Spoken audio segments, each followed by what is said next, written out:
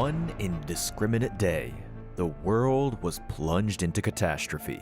People were forced underground and had to rely on the vast subway system to survive. This is how the story of Metro Royale begins. And so, welcome!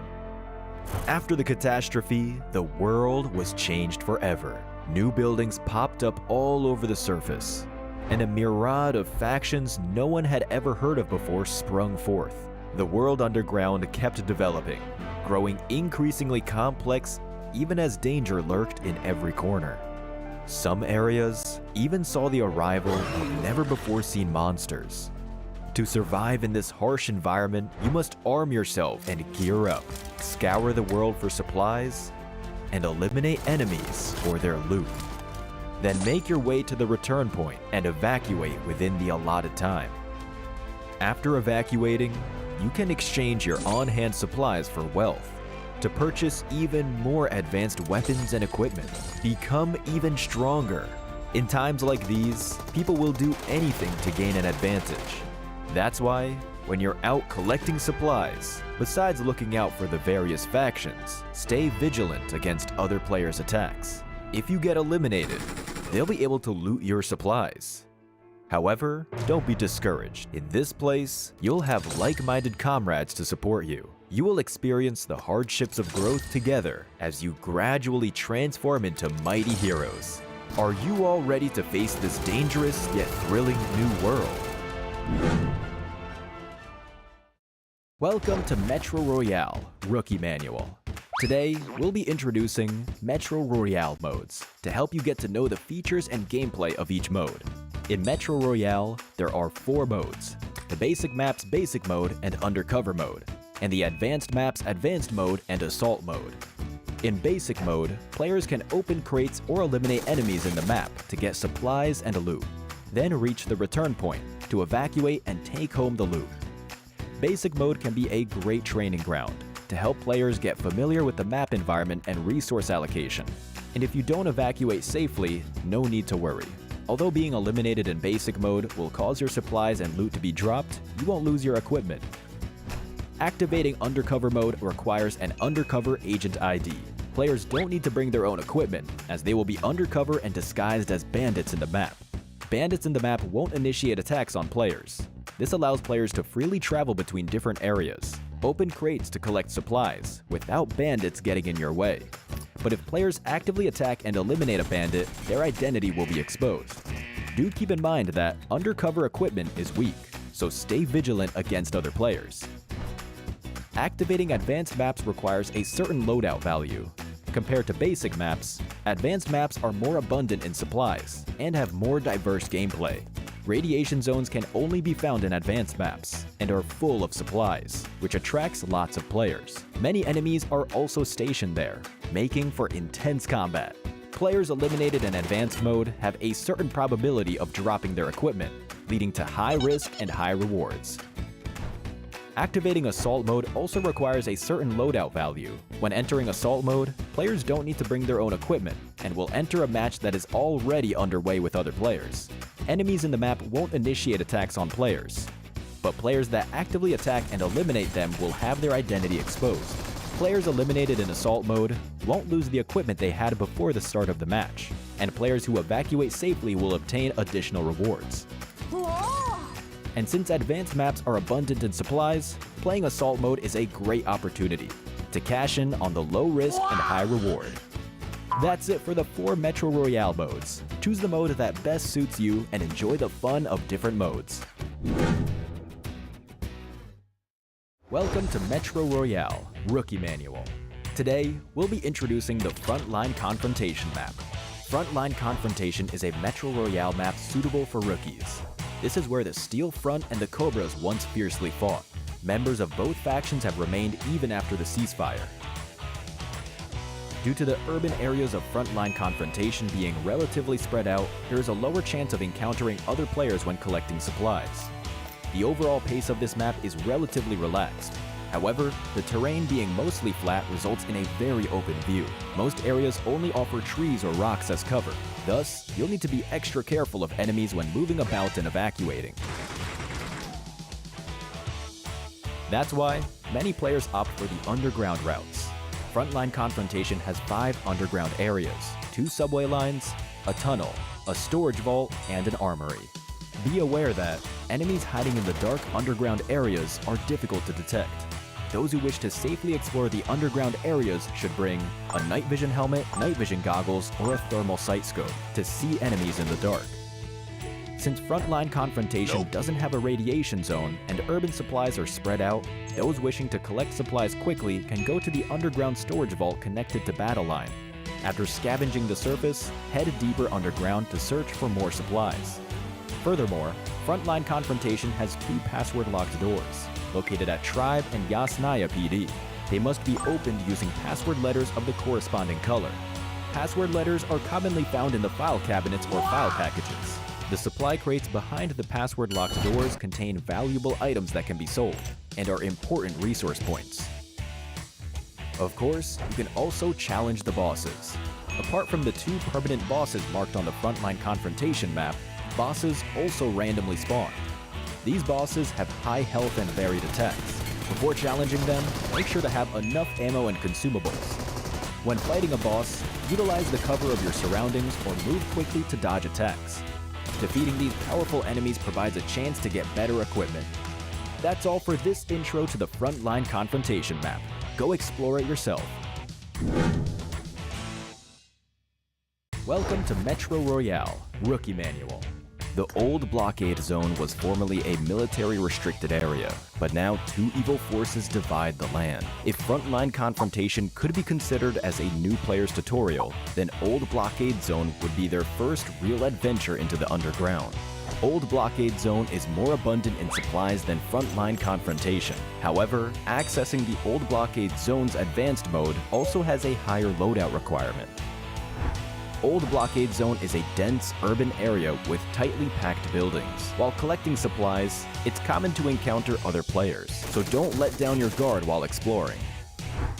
Of course, you can also move around via the underground routes. Although Old Blockade Zone only has 1 subway line, it's vast and complex, connecting multiple areas of the underground. Of those areas, the deserted base is a dark zone. Dark zones have lots of supplies, but are also shrouded in danger. Night vision equipment is a must.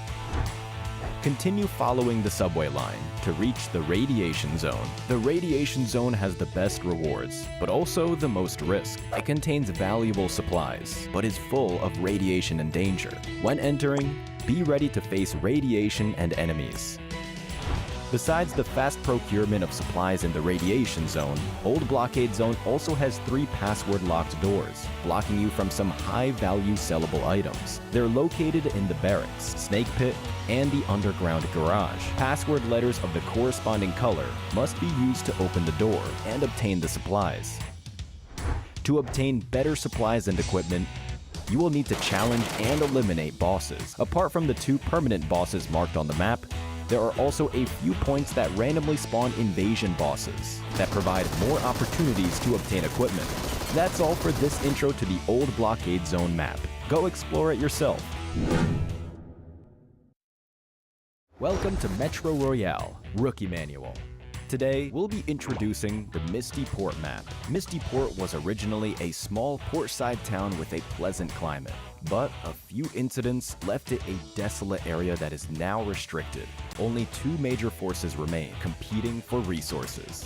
Misty Port's main activity area is 1,700 by 900 square meters. It has rich and complex terrain, and although the urban resource points are scattered, there are many zip lines around the map connecting to the subway line, allowing you to get around quickly. Because of this, Misty Port's overall battle pace is quite fast and intense. The 2 boss spawn points act as gathering points for battles.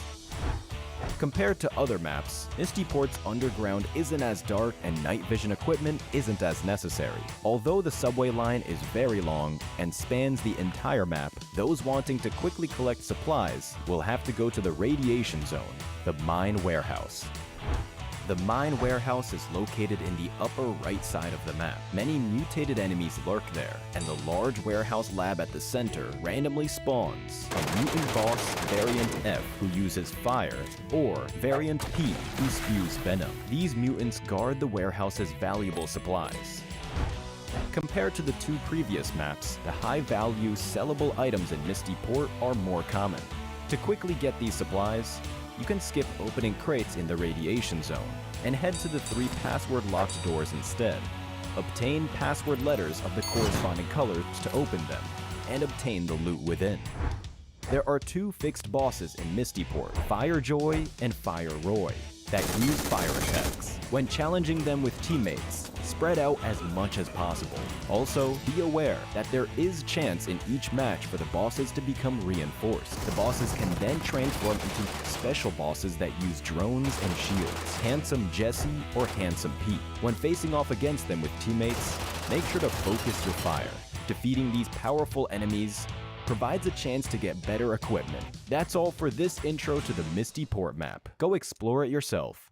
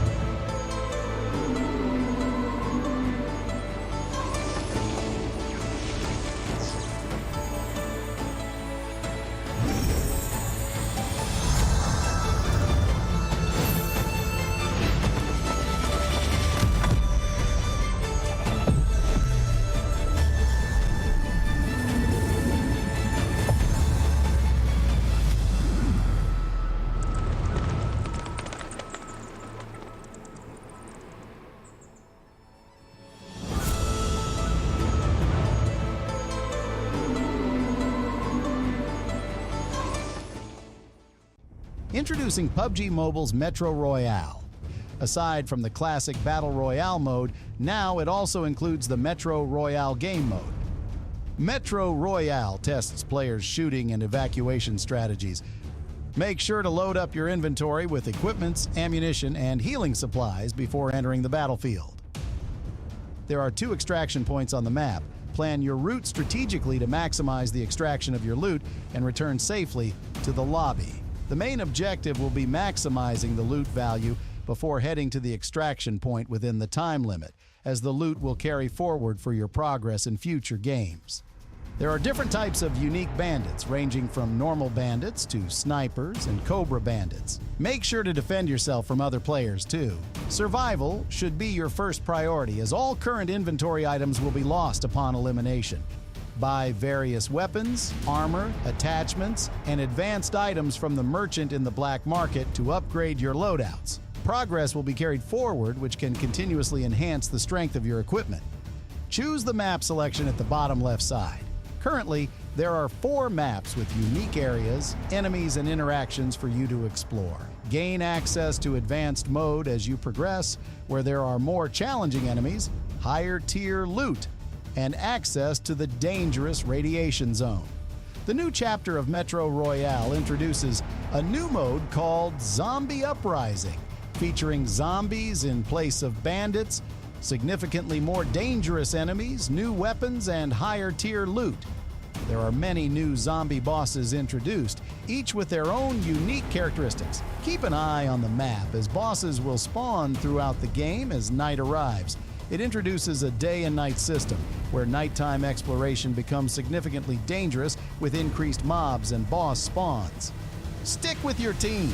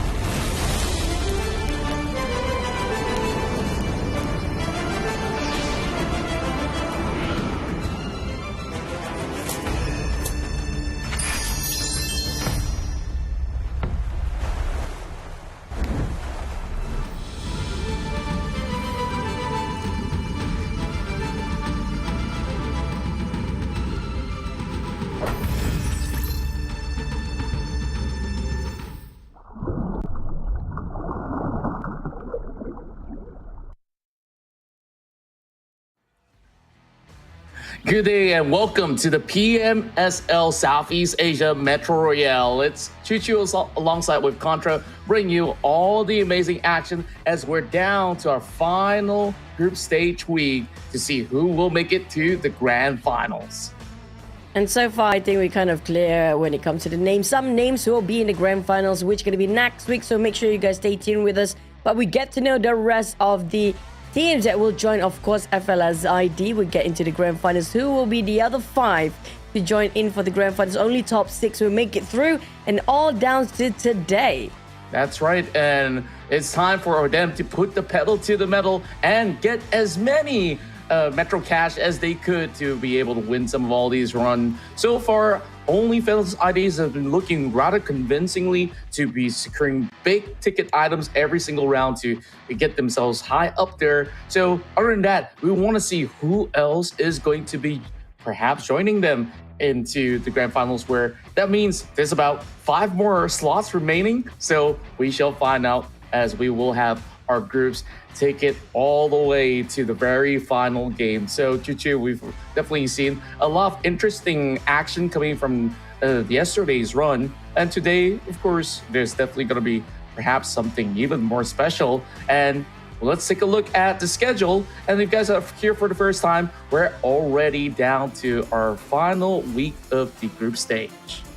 Yep, week 3, which marks starting from yesterday, and today we're in the 1st of September. Happy September, everybody. And we have Group C, D, B, D, then B, C. When it comes to the map rotation, each group rotation will consist of 2 maps, starting with Arctic Base. Then we're going to head over to Misty Port. Don't forget, when it comes to the grand finals, it will be on the 7th of September. So make sure you guys got your calendars marked. And we have invited teams before. You guys don't know how many teams will be in here. There will be 12 teams. But when it comes to the point system, loot value-wise, we're going to have preload value, the same value for every single players. And when it comes to the point of elimination, 300 points per 300,000 points per elimination of each of the player, with the bonus weekly points as well. So far, FLSID, the only one that actually get 20 points 2 weeks in a row. That's right, and we're just down to this final week for teams to really play catch up, and we shall look into the standings later on, but they are playing for a lion's share of $10,000. That's a plentiful of money, and I'm pretty sure that FLSID is looking forward to do even better into the grand finals. But I believe that there definitely will be challengers coming in from even names like FaZe Clan or so, but most often than not, whether if they make it to the grand finals or if they don't, everybody walks away with a little bit of cash. Yeah, speaking of the cash, also don't forget that each match will add in $50 when they actually won the map. And when it comes to the grouping, we're going to have Group A, B, C, and D. There's going to be 3 teams in each of the group. We have for today, starting off our day, is going to be Group A, Prime, MetroMini, FaZe Clan will be fighting against Group D, Sam9, MetroCeria or MCR, and ESTIR the Strong or ETS. Speaking of these 2 groups, Yesterday, we saw a lot of brawls coming out from 7-9 as well as FaZe Clan. Now, can they finish off strong when it comes to the first rotation here? Yeah, we shall find out in a moment's time. And if you guys are brand new to the Metro Royale mode, what it really takes to win the round is to really strategize how do they secure maximum value of loot possible. And they could also go in for multiple battles to eliminate the competition so that there's going to be a whole lot more supplies for themselves. And on top of that, there are bosses that they will have to take down to find those high ticket items. And that's pretty much about it. As each respective map, they will be playing with specific loadouts, as we're going to be diving in for our first map, which will include some of the weapons as well as items on your screen. Yep, we're starting off with MK14, also with AK-47, all equipped with a full attachment here, as well as the VASA level 6. I know it's going to be the unusual if you compare it with Battle Royale, but we need more pockets because it's going to be all about looting and value to be translated to points later on. So don't worry about the weapons so much because everybody will be having equipped with the same gears. But when it comes to the overall rankings for now in the final week, we do have FLS taking the #1 spot still. But when it comes to gap, not as much as before because FaZe Clan and nongYing can put up a bit of a fight when it comes to the final week here. Yeah, the numbers are looking rather close as well. Meanwhile, 7-9 is currently at that 7th spot. They will need to try their hardest to cut into the top 6 to make it to the grand finals, or should I say, at least position themselves a lot better heading into today's matchup. So any form of mistakes will be very costly for some of these teams out there. Meanwhile, there are also chances for even Prime, Arkong. It's going to be a little bit far of a stretch, but hey, a good round could absolutely fix that. So we'll definitely have to see which one of these teams will be able to make it through, as these are our group stage matches for today.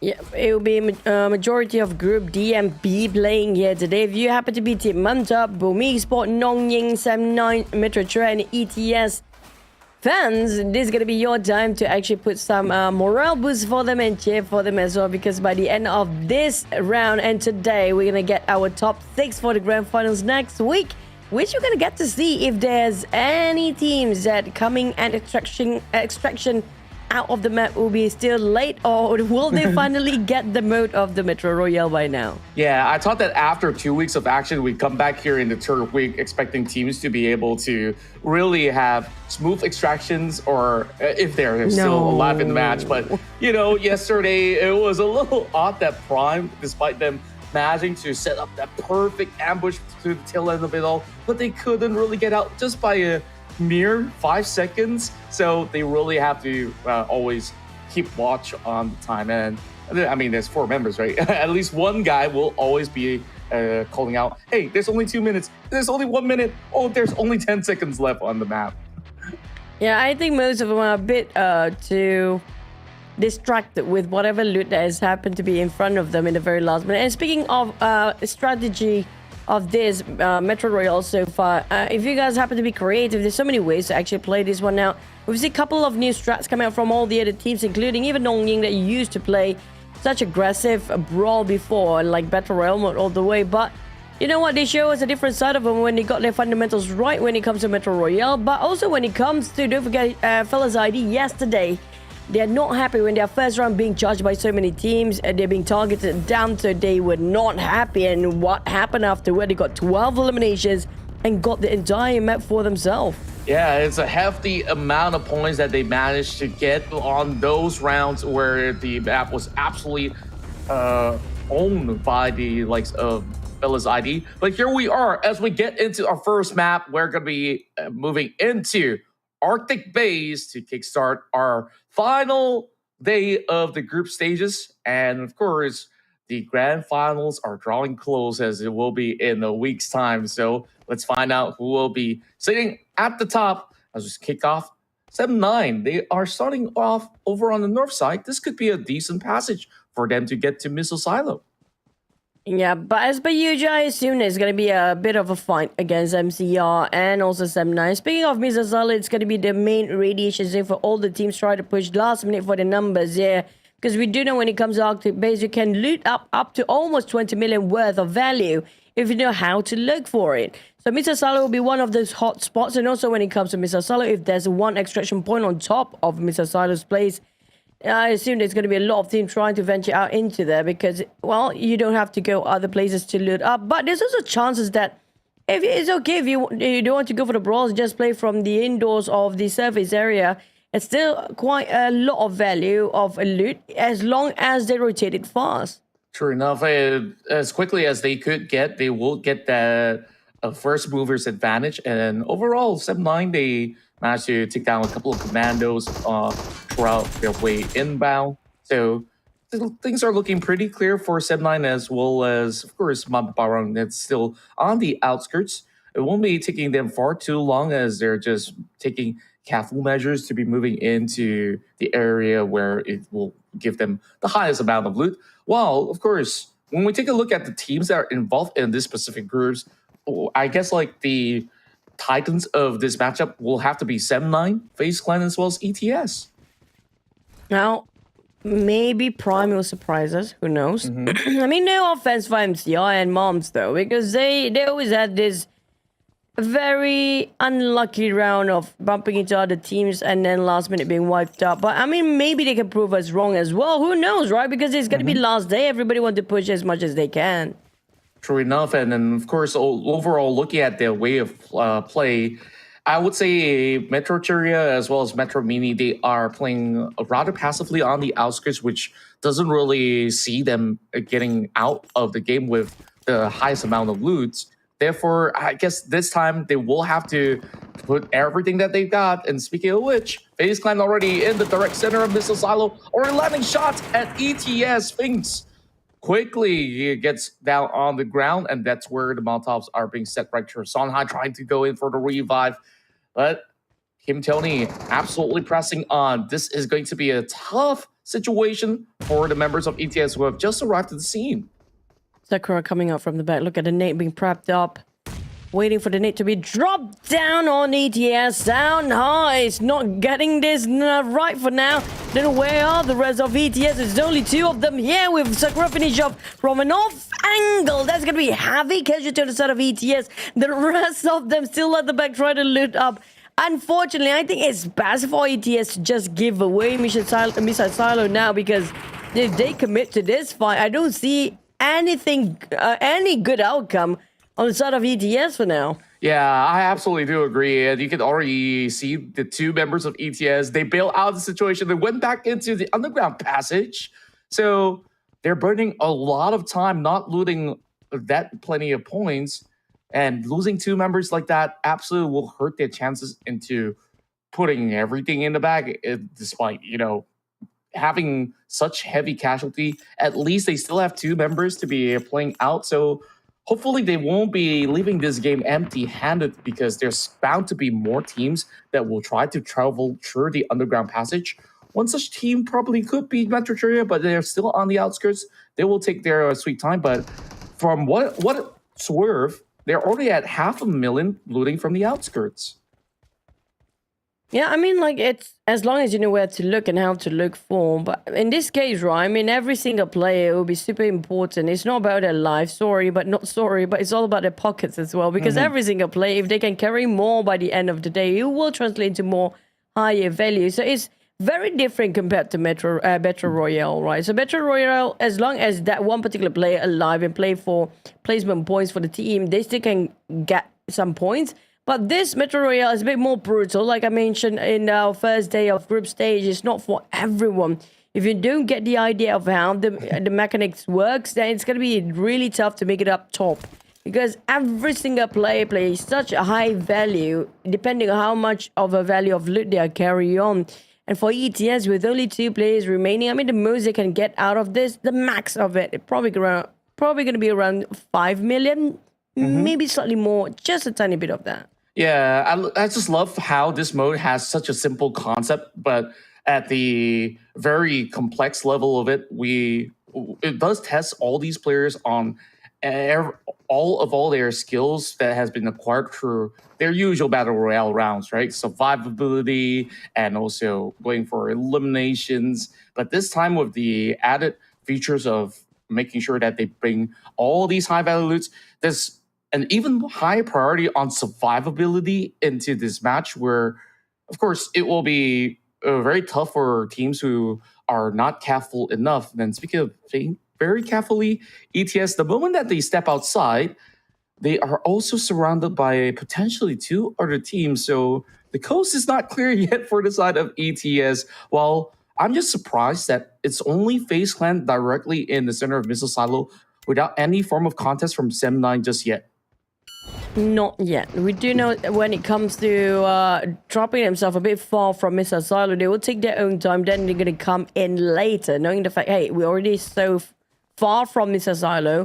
So it's okay, we try to loot out first and try to put out one of the high loot players, and the rest of them try to go into Missile Silo just to, you know, clear things out in case there's anybody or any elimination they can actually get. Like how right now Sem9 is taking some time to just go against Prime, who was on their way towards a Missile Silo because they want to get into the entry or the entrance of the tunnel area, the metro station, of course. But Mantap will try to stop them for a bit. So this actually bought so much time and then a huge advantage for FaZe Clan to keep looting up on Missile Silo because these 2 teams are stopping each other from entering in. Oh boy, Mantap is also being knocked down. So Sem9 might lose their veteran player of the squad, while these other players from Prime are hoping to push right through as they go towards the dumpster. Luyu would manage to spot one out. He's trying to cook this grenade to lock right in and immediately gets the knock onto Stone Cold. D-Boy as well as nongYing runs right out in the open. This is looking to be a little bit scuffy as here goes Luyu. Still holding them down with all the defilets that he's throwing out as the rest of Sem9 tries to get the revives done. They managed to pick up Mantap, but the flanks are being set by Bangkapok, so that could be devastating if they were not going to be able to take notice. nongYing, blinded all the way. One paw. Going back to the side of Ben. Ben got himself some elevation. Speaking of a 3-way war, ETS happen to be taking advantage. Despite only have 1 player left, there is. And they will try to make do with some eliminations here for the side of ETS. And they score at least some points. Despite the entire crew didn't manage to loot anything out of this map. But at least they scored himself to elimination. That will be 600,000 worth of loot value by the end of the day still. But for Sem9, they're taking too long and a lot of team lost heavy casualty here when it comes to just getting into Missile Silo. So the ones actually cheering and winning, hey, it's going to be FaZe Clan by the end of the day. Yeah, and to my surprise as well, that battle was just convincingly won by these members of Prime. They picked onto Mantap and the rest of Sem9. They decided not to leave their captain behind. But that also puts them into such a tight spot. Now it's only going to be Kinsu that's going to be the only one left standing. But at the very least, Sem9, they managed to at least score 2 takedowns so far in this matchup.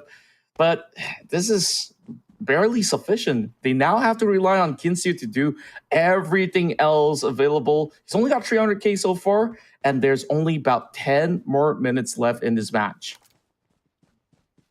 You can do whatever you need to, depending on the current situation. That's the only option for him as well. But for MetroMini, I mean, they've been playing it safe, playing it quiet. It seems to be fair enough, but it's going to be MCR versus MOM. Between the M's there, it's going to be a battle of these 2 teams.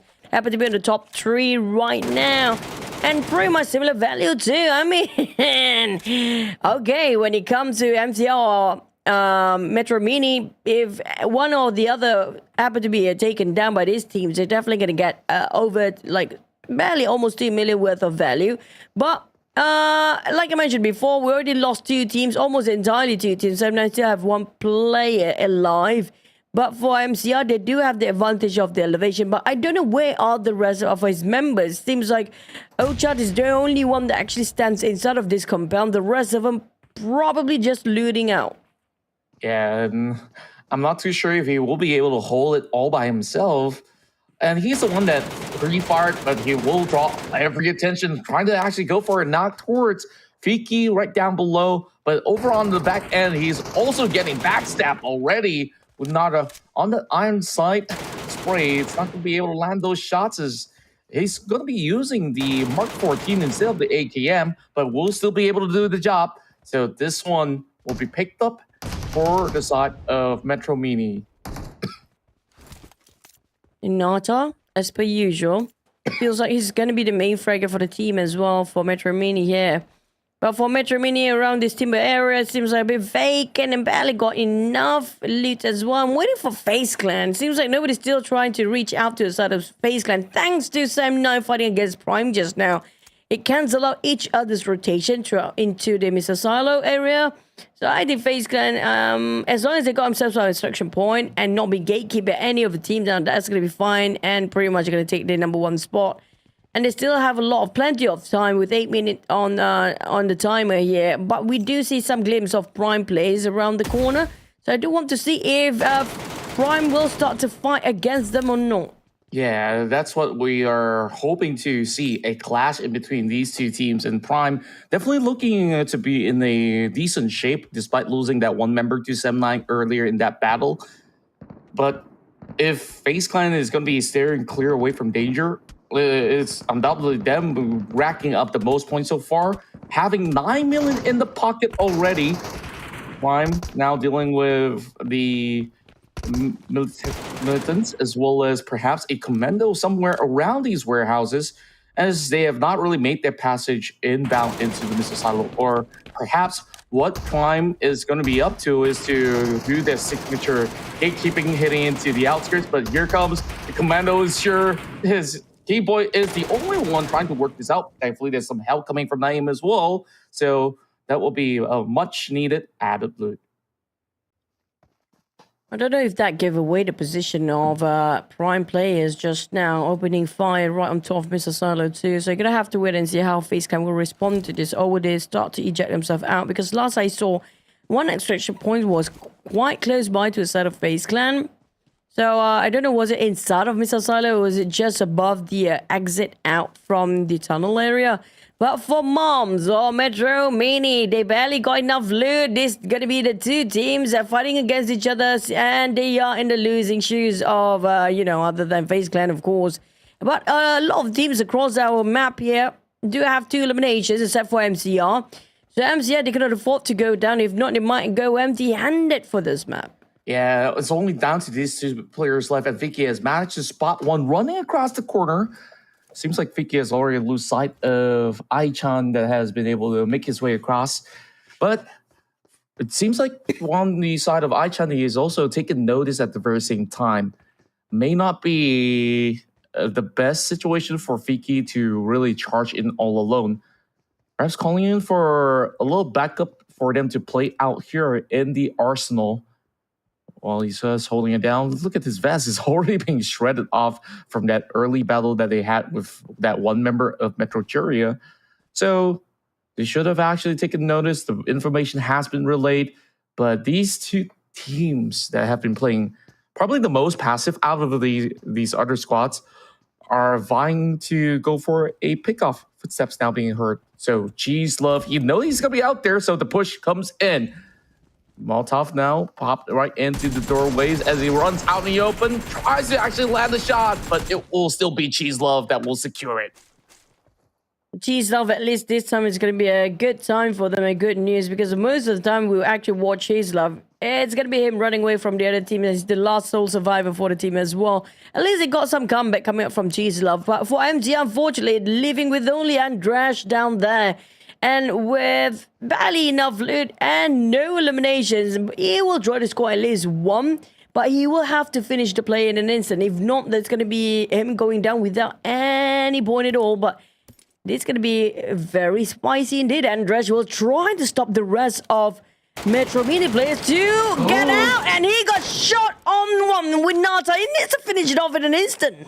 Oh boy, he was just so focused onto the extraction point, and it seems like this will be their own demise. But there is retaliation towards the side of Randresh as well.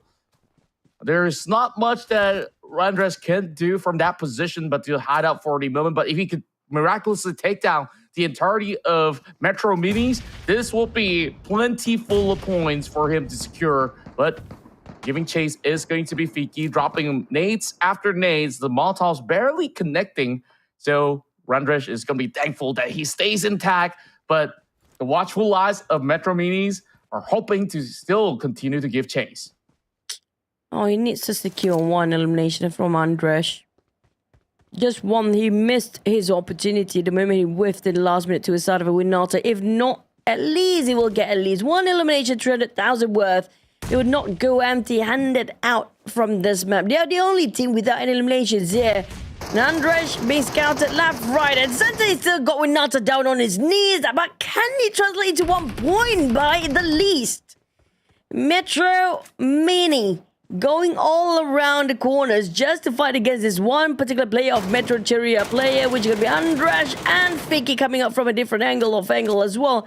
Took them quite some time from a side of MetroMini to just finish off that last player of MCR, but maybe Semna will just take it away from behind. Yeah, that might just be a potential threat coming from 7-9 right now. It's only one member, guys. Just go ahead and rush this player off. And Kinsyu, he's already arriving to the scene. So despite Kinsyu being all alone, he should be able to give strong impact. And with that being said, Metro Minis, they might be alerted of the presence of 7-9, especially shots are now being fired. But for MetroCeria, their run here in the first map will be over. Prime ejected one player, FaZe Clan as well. I assume there's going to be highest loot players that be ejected out. But for Sam9, that one last player barely got enough yet. Trying to secure a couple of more eliminations. For Prime, Bunker probably going to be the one with one of the highest loot as well. But I think they already transferred all their high value items to the side of Keyboy. So we assume that's going to be the last play of Sam9 opening fire to the side of MetroMini. Again, Chislav and MetroMini be surprised by this solo player, making it such a nuisance on the side of MetroMini for the entire map run here. But look at the timing, we have only 2 minutes remaining. Oh boy, time is ticking and they really have to get out of this map. Kinsyu, that managed to actually take one down, so that's going to be good news for 7-9. While MetroMini, they're already out of the lobby, so they will be able to score a couple of 100,000, but they're not really touching a million just yet. Now, there is also the entirety of FaZe Clan that has walked out unscathed with that 11 million in the back, so they should be the undisputed #1 team for this map alone. Oh, it's all about extraction now. We saw it so many times, getting used to it, that, you know, by the end of the day, some of them will not make it due to how last minute they were in the game, dragged themselves too much for the fight.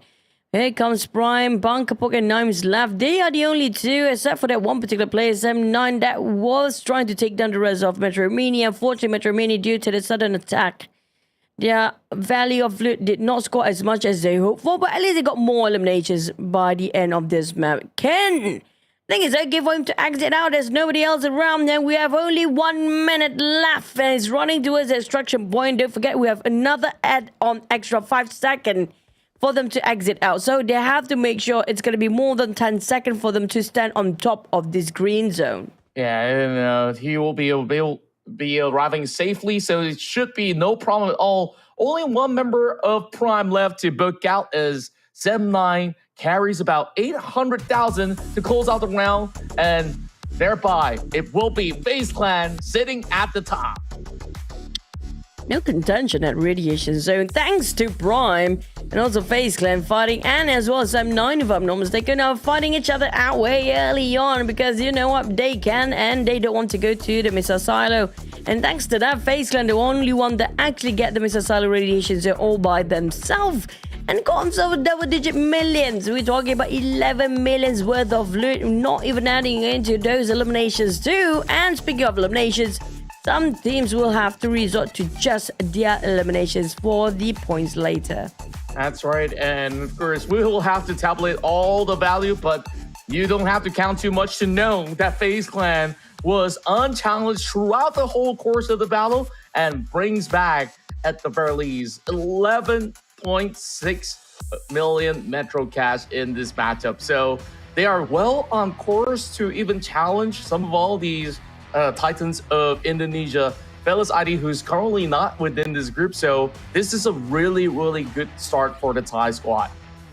Yeah, it's always been the Indonesian team like Boom and FaZe ID who's taking a bit of a lead when it comes to the first 2 weeks of group stage. When it comes to the final week, things has changed. Speaking of change of wave here, of course, coming up for almost the entire day since yesterday, a lot of the ties seem to be on the rise here, including like FaZe Clan, including nongYing, and don't forget about the others like ETS too. Like these are the teams that they should watch out for, and I feel like these are gonna be the teams also that we will see again for the grand finals.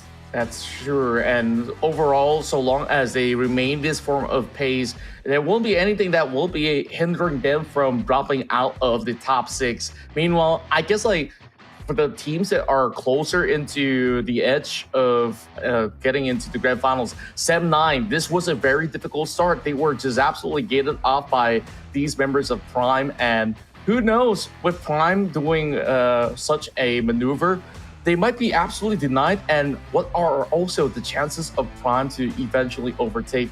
We'll have to find out. We still have one more game to play out in this respective group, but we'll be changing the map heading into the upcoming matchup. So things will be pretty interesting when they battle it out in Misty Port. So I guess 7-9, they got to be a lot more prepared because, like I did mention, they cannot afford to drop any more rounds with less than 1 million points to book out. And just now, it was actually Sam9 that gatekeeping against Prime Team, not the other way around. Prime Team will try to get into the metro station to get into the underground tunnel to just reach out to Mr. Salo. But thanks to Sam9, who's been gatekeeping. I think they're not meant for gatekeeping in the first place. Both teams just happen to go in the same direction just to get into the entry point towards the tunnel, just to transfer themselves into Mr. Salo's as looting spot. But just speaking of timing-wise, they happen to be colliding and moving in the same direction at the same time. While we did have FaZe Clan quite close towards Mr. Salo's place, so it's easier for them to reach out to that radiation zone early on than the rest of the team. It's all about the drop spot too, if you ask me, when it comes to their spawning spot. Did actually play a big part when it comes to their timing to get into the radiation zone. That's why a lot of the radiation zone seems to be in the center, but whether they got it nearby towards the entry or not, that's a bigger question. That's right, and here we have the match ranking for Game 1 as FaZe Clan sits at the top with a total of 12 million after adding the elimination points on top. Meanwhile, Prime, they have done excellently to be able to also put out some really good numbers with 1.5 million, almost touching to 1.6, whereas MetroMinis, they managed to eliminate 4 players and also gather closely against Prime to be able to book out with 1.4. 7-9 on 4th, and the rest will have to play catch up once again. It's always gonna be Sui Boy from FaZe Clan to be the Fortune's chosen one. Yeah, but he's the one being ejected and booted out from the map first because he holds the worth of 8.7 million value of loot. If he got knocked down by the other teams that happen to be nearby the extraction point, now this is going to be the players they should take down and just try to steal away his loot because he himself carry almost 10 million. That's going to be 8.7, close to 9. If we make it a whole number, it's going to be almost 10. So there's a lot of heavy pockets coming out from Zui Boy. But when it comes to rotations, why, this is what I mentioned before. Now, FaZe Clan, they have quite a clear entrance towards into the underground tunnel, straight into the missile silo. But MCR, they want to avoid those early conflicts. So they and MetroMini decided, MCR and MOM decided to go for surface area. But unfortunately, both teams happen to have the same idea. Just like how 7-9 and Prime, that they went towards the same entry towards the tunnel just now, but that caused quite heavily on the side of Prime, and FaZe Clan already out from his assault the moment Prime got in. Yeah, it was super unfortunate, but at the very least, they still have Kinsu to be able to pull off certain takedowns to be able to maintain some form for 7-9. But looking into the situation right now in the overall ranking, 7-9 have managed to push right into the border of top 6 within this battle round. That's also due to the fact that certain groups are not playing at the moment. So there's still pressure on their position, but ETS is currently holding on to the top 5. FaZe Clan takes over that number 1 spot from Fellas ID. So it will still be a race, or we eventually will get nongYing as well as Fellas to play much later in other groups as well. HLV though, holding into that number 4 spot. The Malaysian squads are doing pretty decently, whereas Boom is right now put under pressure. Boom barely got himself at number 6 spot. Now, keep your eye out to the overall ranking, especially 6 and 7 place, how big of a gap it will be, because it's going to be Boom trying to fight against the first page team here just to make it up for the top 6. Only 6 teams going into the grand finals for Prime. I think it's still doable and reachable for them. But the one at the very bottom, like Team Mantap and the rest of the teams that barely got enough points, there's going to be some difficulties for them to finally close their day. But if they happen to be in Group D, they have more chances as well as Group B teams like Team Mantap, Boom Esports, nongYing, as well as 79, MCI and ETS. At least they have more chances here today to make do for their numbers just to get to the grand finals. Yeah, it's more important for teams to be focused on getting into the grand finals. And it's also important for you guys to take notice of what's going on inside of PUBG Mobile, where you guys can check out the Airdrop Carnival Pirate Bash, where you can have a great day exploring the Ocean Aussie new team area, Pirates Booty Island, where you could also collect airdrop tokens and head to the Airdrop Carnival in-game event to upgrade your airdrop crate to level 5 for guaranteed set or emote of your choice. So don't forget to jump into the game from August 16 to 18 to open your airdrop crate to, once again, have a great day. Yeah, I'm sorry, Dorit. I'm a bit too early here and I'm still kicking in for my coffee, so I'm just gonna read it out like as per usual, okay? The Galadriel X-Suit with advanced upgrade of MG3 already available for you guys is up to the 30th of September. Starting from 6th of August, it's already ongoing here today. And speaking of September, you guys have only 1 month left. Starting off 1st of September here today. So wake me up when September ends, everybody. Well, I guess we have to be awake throughout September to be able to get the Galleria exit for sure. So that's what you guys will have to do. Or you can stay asleep, just wake up and have that 10 UC draw for your very first spin. And you might be able to actually get your chance on that. Well, of course, we focus back on what is at stake here. The spot for grand finals is just drawing to a close, and I'm just looking at 7-9's battle against Boom Esports. It will be really sad to see either teams go because they performed so excellently throughout all these past couple of days. But HLV's effort from yesterday really put them in a really decent position to make it to the grand finals too. So I'm really happy to really see all these teams really thriving up. Honestly, not gonna lie, due to how big the numbers when it comes to the points, I have no clue how much of a gap between the 8 and the 9 the 6 and the 7 place right now, okay? But I assume there's gonna be some gap in between still. That's why they've been pushed down. So I do know last time we saw 7 and 8 place can reach up to the 6th place. And speaking of that, it's doable within 1 round because of how, I mean, like even one map can cost like 2 digit of millions. We're talking about 15 million worth of loot. It can shoot up anytime and make a turn of a table when it comes to the top 6 to be in the grand final. So as long as they try to take as efficient for their next run coming up from A and D group, there's going to be Prime Team, MetroMini, FaZe Clan, 79, MetroCeria, and ESTIR the Strong. This is going to be 6 teams that are fighting for the last rotation between A and Group D in Misty Port. Misty Port is the place they can actually reach up to probably 12 to 15 million. That's going to be the usual number. Yeah, then this is where they will try to at least squeeze as plenty as they can. And if not, then maybe a couple of million would still be good enough for them to maintain the course of the pace. But this being, one of the final few matches to be played out by Group A, they need to really put the highest value possible before all the other groups coming from Group B, D, as well as C play out the course of the match. So there's only so little games left, Choo-Choo, and it's really high time that we actually see if teams are daring enough to even put themselves at risk, because we're seeing maybe lesser fights happening throughout the course of these runs because of how teams have been playing so carefully to not make any mistakes at all. I mean, like, please do make mistakes. So we have some drama talking about when it comes to the game. I mean, we had some drama when it comes to a Prime Team versus M9, of course, but that ended up with nobody winning or nobody actually gained anything out of that fight except for, elimination points, of course. I do want to see some teams trying to fight over the radiation zone, which we love to see every single time, just to make it a bit more spicy, a bit more drama by the end of our week of the group stage here. And for the next map, we do know Misty Port do look a lot like Zombie Uprising map, but the difference is going to be just the mobs. So we have militants playing over this one. And what's fun about this map particularly, it's going to be the mobs. It can go for long range fights, right? It can actually do equip itself. The militants can equip itself with rifles, especially when it comes to the mobs like the big boss of Fire and Roy and Joy.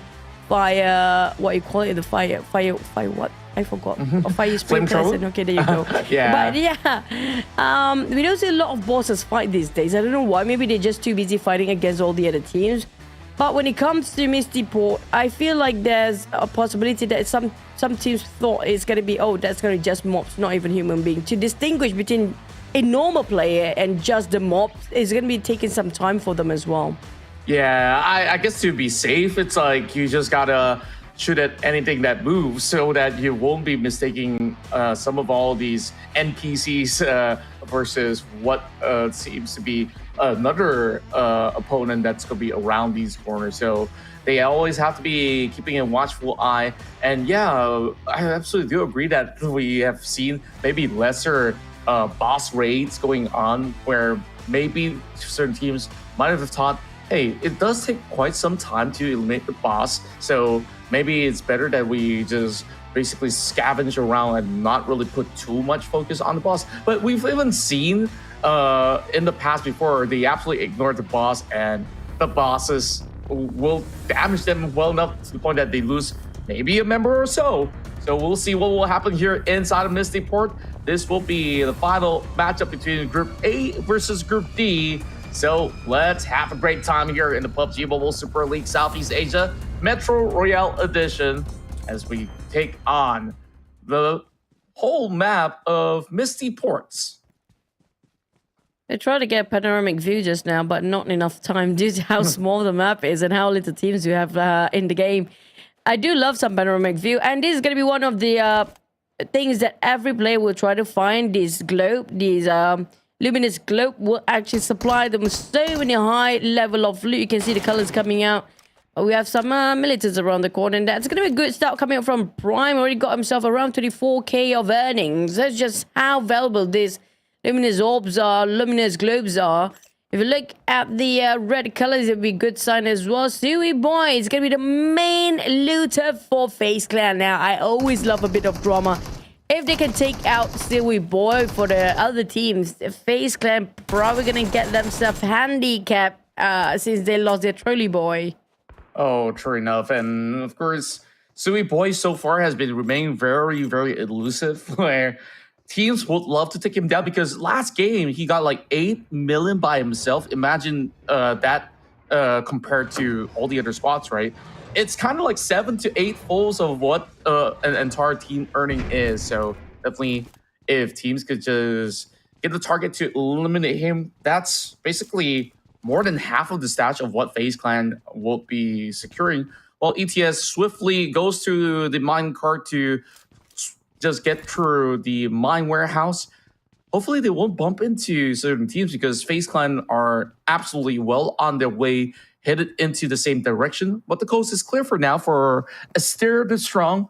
While MCR last round was a little rough in it for this team because they got wiped out. I kind of miss Zombie Uprising. Now we don't see a hordes of zombie trying to crash down all the players. But I love the fact yesterday when it comes to, I think we all remember yesterday tragedy coming up from also ETS players. I think it was ETS, yes. They got cornered down by the mutant boss and they thought it's a normal mutant. It's just slightly bigger in size, nothing out of ordinary when it comes to its appearance. It got stuck into one corner and multiple players got into the same case scenario, just like how ETS players did. It ended up them losing a lot of high value loot by the end of the run. Oh, speaking of losing value, it's Mamparang looking to strike players down. Last game, he got taken out very early. At this time, he's challenging the rest of ETS. Flushing the position, Sphinx have to make a run. He'll be backed up by Benz as well. 2 members now stuck into a tiny little compound. while they're also keeping themselves busy with some of the militants headed their way.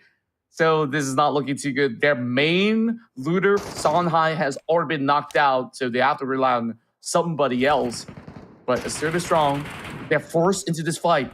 No matter what, they will have to try to fend off against M9.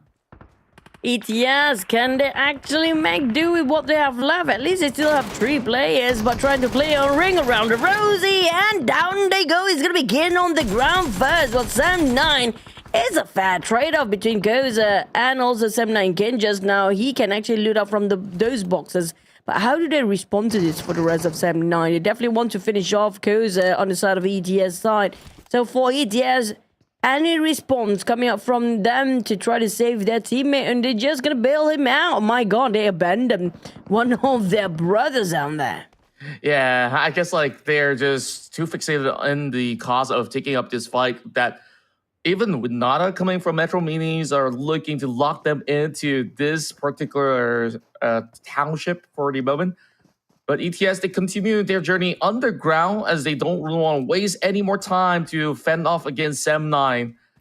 Sam9 being absolutely careful, though, as they've already lost Kinsu, who have brought majority of the points from that last round, being the Lone Ranger surviving for Sam9. They don't want the same ordeal to happen. So it is going to be a tough decision to make for the side of Sam9, whether if they should go in for the push and maybe lose some members, or just go the other way around, because there's still other passages that could still bring them to the mine warehouse. I mean, Sam9, they have pretty rough run in last map. Yeah, they cannot afford to lose any more points. When it comes to the overall rankings, I won't worry too much. Sam9 will be one of the teams at the very top as well, because how they played so well week 1 and week 2. When it comes to week 3, they've been forced to fight so many times here. They barely got enough time to even loot up. When it comes to the numbers, things don't look so great at their end too. But for FaZe Clan, Sui Boy, it's going to be him with the most value of loot. Look at the numbers going up at 3 million right now. 3 million for FaZe Clan. Majority, 90% of that 3 million is only on top of Sui Boy. Imagine if we have a third party coming up and finish off Sui Boy. Even this boss, if this boss just finish him off, Sui Boy will have a lot of trouble. But this is the boss we talked about before they actually finish off a lot of teams yesterday. They finally will try to take him down. Yep, and FaZe Clan, they're not gonna make mistakes like the rest of these squads did to underestimate the boss overall. As this battle continues, this time it's gonna be Nada challenging Luyu. A very interesting approach, as Luyu is stuck by the corner of the stone, as he does not really have that much space. He tries to run the round corner. It will also be caught out by Lantizi, giving enough cover fire. And with Nada, is he going to have any backup at all? I don't see the rest of MetroMini to be around this area. But with Nada, try as he may, this is going to be a tough angle, especially from the top end. Mantap is going to be holding out at the very same time, too. He's got to keep his eyes on the hills at the very same time, while Mantap draws into a close, pushing right through, hiding inside the smoke, buying a little bit more, a couple more seconds. But there's barely enough cover. But MetroMinis, they arrive on time to take down the captain of Sam9. Winata didn't have too much of value of loot up here, but still something for the side of MetroMini. Nate gonna be exchanged between these two players. Low chip down his 50% of HP.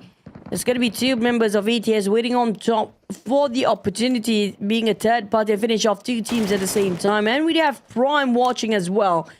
So we have 4 teams on top of where we're looking at Sam9 versus MetroMini. And the only one that's winning here is going to be FaZe Clan again. Yeah, FaZe Clan so far is just having a great time in the radiation zone, whereas ETS, they're looking for payback. None of these teams are actually gathering loot. There's still about 12 more minutes on the clock. And to settle this dispute between these 3 teams is definitely going to take maybe at the very least 4 minutes for them to settle in. Meanwhile, Nada has been hugging tight on this corner and eventually gets picked out. It's Prime that comes from the back. 4 teams, Choo-Choo. They're all surrounding this area. Yep, literally what I just said, because these 4 teams are the teams that are not gaining any loot, and FaZe Clan will win this round again. No question asked anymore.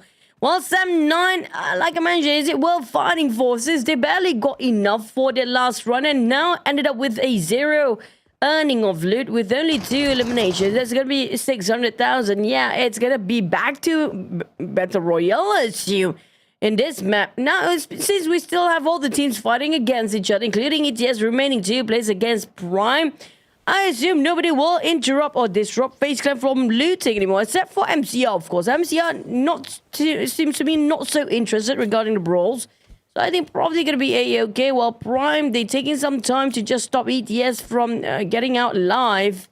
So Prime, will they play their best strategy, waiting around the extraction point just to snatch away all those loot in the very last minute? It might just be the case, but for what's worth, Prime could also look to secure all these number of names that's around this area. ETS did manage to catch one member and it's pretty stun cold, but the push comes to the back. nongYing goes ahead to pick off this member of ETS as he's being isolated inside of the compound. A 1-for-1 trade, while Prime team, they can still go in for the revive, so they still have the upper hand. These two teams, the numbers barely hit 1 million. And they are the one that just, flexing out who's the alpha male by the end of the day. But Ben's with 1 player left against the entirety of Prime. Prime do cost them 500,000 earning loot, but ETS Ben don't have that much. Even if his box later on will be catch away by the side of Prime, it's still not going to be worth fighting this person unless if they force them to actually take him down. Anyway, here comes Prime will finish off, and that's going to be the last of the players of ETS and ended up with a 0. ETS, at least they got 2 eliminations. Yeah, it feels like a deja vu, just like how we saw the last map. Yeah, it really feels like it, how things are occurring on these outskirts. ETS, 7-9, they don't back any points at all. MetroMinis, at the very least, will still have some of their members surviving, and they're already booking out of this match, leaving only 1 player behind. That's not even close to 500,000. Nobody's going to contest FaZe Clan at all if that's going to be the case.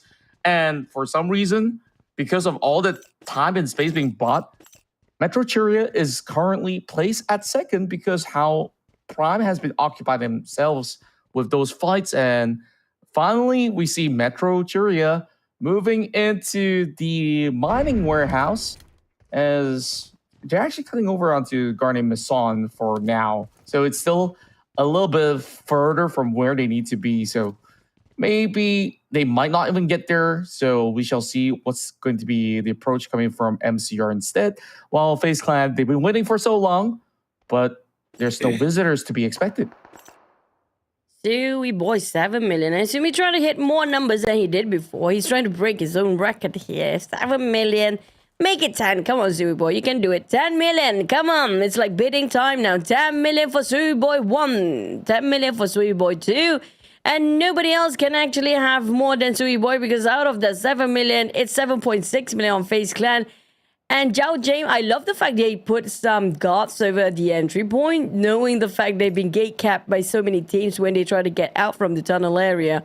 And it also makes me question whether they have any extraction point on top of the radiation zone around the mines warehouse, which we do know if they don't have any, usually it's going to be on top of a rooftop or on the very high grounds of the radiation zone. If they have one person to watch out for any entry in and out, it means that probably there's no extraction point in there. Yeah, there might not be one, but if they do, they're going to be lucky enough to be able to walk out without getting challenged overall. As for Prime, they found themselves into one out of the many extraction zones over onto the outskirts, but I'm not too certain if they really want to book out yet. Probably going to be looking for even more plays on the outskirts. And speaking of which, I think there was one player that have just ejected out of that match, or I could be very well wrong for that matter. MetroMinis, they walk out with only 123,000 for the moment. I'm not surprised though, because they know for a fact, hey, we got ambushed so many times in the last map, we don't want to overstay ourselves too long. Might as well get something then rather than 0 and nothing. That's what happened inside of Metro Mini in the last map. So at least it's got something by the end of this round. MCI, at least they got better than before. These are the two teams that love to play very safe and very peaceful, but being forced to get into the fight due to their rotations and the directions are migrating into their looting spot. But for FaZe Clan, they're still waiting for the numbers to go up, but they have to eject out Sui Boy as soon as they can. If we have MCR spot out one of the players of FaZe Clan, which going to be Sui Boy, and worst case scenario, he's been shot down, that's going to be tough to watch. Oh yeah, MetroCeria now walks into FaZe Clan's hidden lair. Well, not so hidden after all. It just takes a lot of moves to get through this mine warehouse. Now that they have arrived, the guard was not on duty, so Zhao James has given enough of a wiggle room for the entire squad of MCR to arrive to the scene, which at least 70% of this whole portion of mine warehouse has already been looted by FaZe Clan, as FaZe Clan turns the other corner to completely dodge the course of action that MCR is pulling through. So they have left mine warehouse with very little loot into that area of play, and they've already backed that 7.8, and they're happy to go for the ejection. I believe Sui Boy has already moved out of the lobby, so that's great news for FaZe Clan. They've already secured at the very least 6 million or so. I mean, if they don't do that, I would be questioning them what are they thinking. And lucky for them, Sui made it out alive. He got booted out safely. That's going to be the key word, is safely booted out with 7.8 million, and I think around 7.5 or 7.6 million on top of Sui Boy. The rest of FaZe Clan don't have too much, but they do have some time if they want to get some extra loot in the very last minute. Yes, it's going to be 5 minutes still on the clock. Well, MCR, they try to find whatever that's still high value inside of the mines warehouse, but unfortunately, most of the time, FaZe Clan has been in here, so majority of the high value loot been taken away already. So they got barely any high value loot, unless if they're lucky enough to find some couple of gold bars being dropped by these mutants. Perhaps those mutants actually swallow those gold bars, and maybe they can get a couple of them out of it. Yeah, sometimes I really do wonder how do they digest gold, but well, I say that. I mean, even in real life, there's edible gold. So that's just like a couple of flakes. Not a big fan of it, honestly, but, going back to the gold bar, it means that you're pooping out high value stuff, but which I'm going to flush it away. I don't want high value stuff in me, probably around me. That's going to be good enough. It means that you are as good as gold, buddy. Yeah, so are you, Choo. You absolutely are.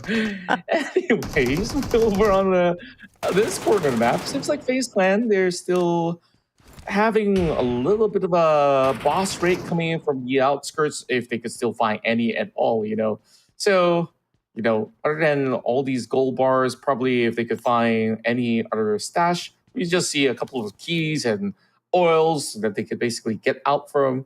So I guess the targeted goal right now could potentially be 9 million, achievable within the span of less than 4 minutes before they move out. So we'll see, but it's undisputed. FaZe Clan should be number one. But even despite MCR moving so late, they now overtake Prime, but just by playing inside of the radiation zone. So whatever scraps that was left, it was still worth a whole lot. Oh, we're gonna have to wait and see the scraps. Actually, to try to find something. Water purifier, yeah, it's still worth something. Water, but there's a couple of goals probably. We just try to find the goals right now. Don't forget that even though it's worth something for whatever they can find, but if the item's just gonna take the space without putting too much of a value, there's gonna be a waste for these teams. For FaZe Clan, they try to push their numbers and pushing their luck here. But speaking of luck, whether they can push the time into that, that's not possible at this point. They have to be aware there's only just barely over 2 minutes on the clock for Prime. They already booted out their most high value players as well. Now the rest of them will try to find some other looting just to put the numbers up to 2 million by end of this map. That's right, and MCR, so long as there's not going to be any form of challenge, they should at least be within top 2, top 3. Prime does have a slight advantage in terms of those eliminations that they've gotten so far by really picking on teams from the outskirts. 7-9 as well as ETS, they only managed that 600k, but take a look at this situation. 600k is actually more than enough to overtake members of MetroMinis that did manage to survive, but didn't actually stay for far too long. Now there's only less than 2 minutes on the clock where we see FaZe Clan on their journey out. Oh boy, here comes MCR. I hope that there's not too many loots over on the hands of Tony as well as Yao James. And I think that they've taken notice. The nades are now being cooked up, and that will set Akka over on the corner wall and quickly gets kicked off. I wouldn't worry for FaZe because last time we saw a booted out Stewie at 8 million worth. So for the rest of FaZe, it's not that high much of a value, but for MCR, they need every player out alive. And look how much they drop of the numbers the moment they have one player finished off. But at least they got themselves some better loot and exchange of loot since Andrej is still alive. But problem is his pocket pretty full himself. And speaking of time is not on his side to pick and choose. Whatever he can just try to grab, just grab it and just boot out. Oh boy, less than 1 minute. I don't see any extraction point around. He cannot afford to stay for far too long. Quickly get whatever else. This one. Oh, where exactly is that? It's just behind them around the walls. That's why they've been fighting for this spot here for these two teams. But thing is, yeah, there you go. Right there. He can actually put out. But I want to know, yeah, at least he make do with what he has left. That was putting the numbers up to 1.3 and almost 1.4 mil. Plus a couple of eliminations out there.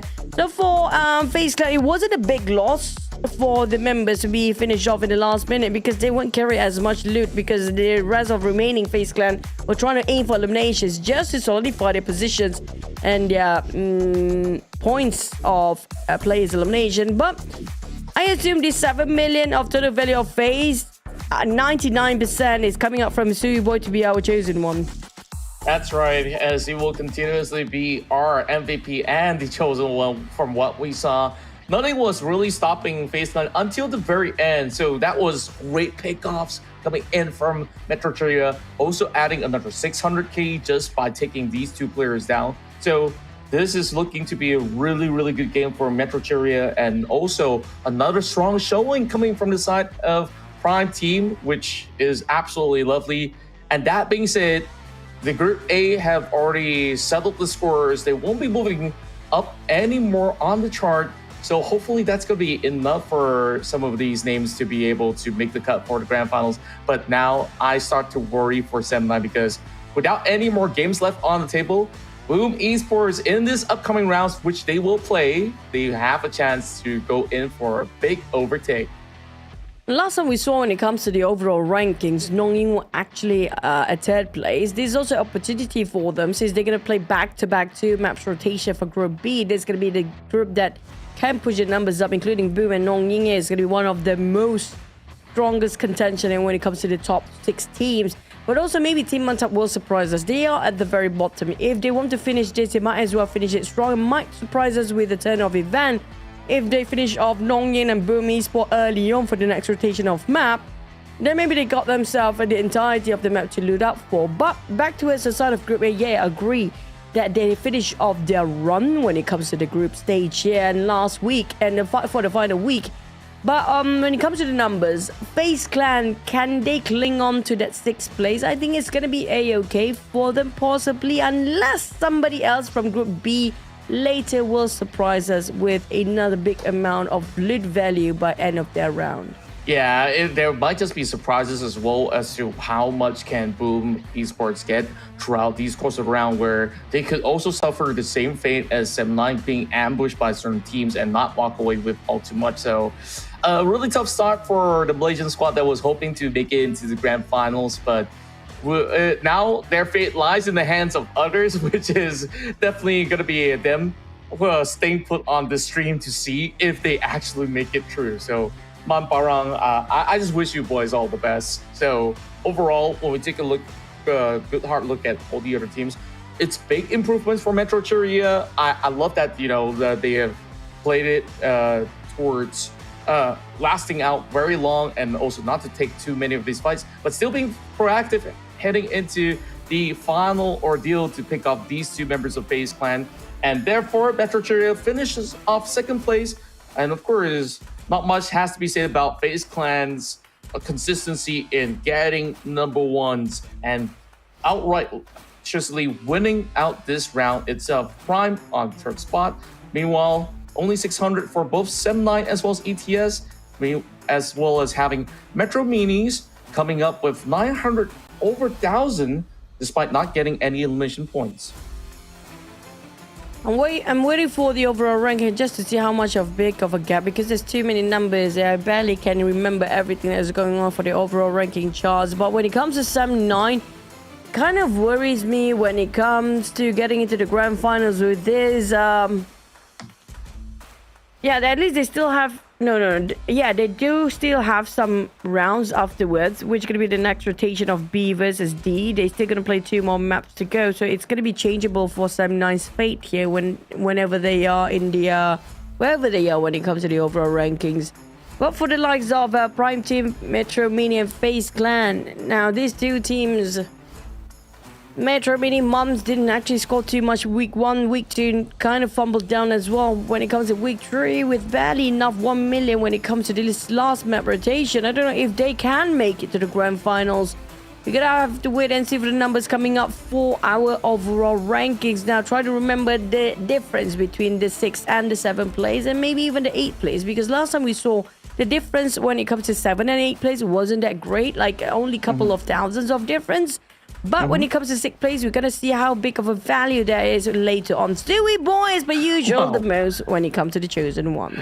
Yeah, and with those two players eliminated, it really felt like all the value was being brought in from Stewie Boy himself. And of course, Stewie was the very first player to be ejecting out of the map for very, very good reasons. 7.5, is just about good enough to beat everybody else in the lobby, and FaZe Clan walks out with some of the cleanest of records coming into today's run with those double wins so far.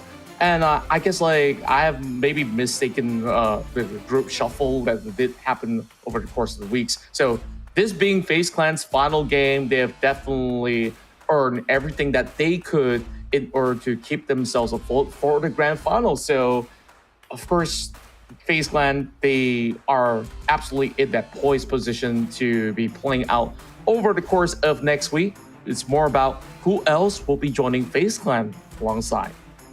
Oh, we do know Fellas ID will be one of them, and definitely will be the one in the grand finals later as well. FaZe Clan, we have to tally up when it comes to every weekly points as well, just to see where they ended up in this week. But we have to wait it out for the rest of the map of the day finished off, because we have new contenders coming up. Because FaZe Clan, last time we saw, they're not in the most solid position still. It might get pushed down.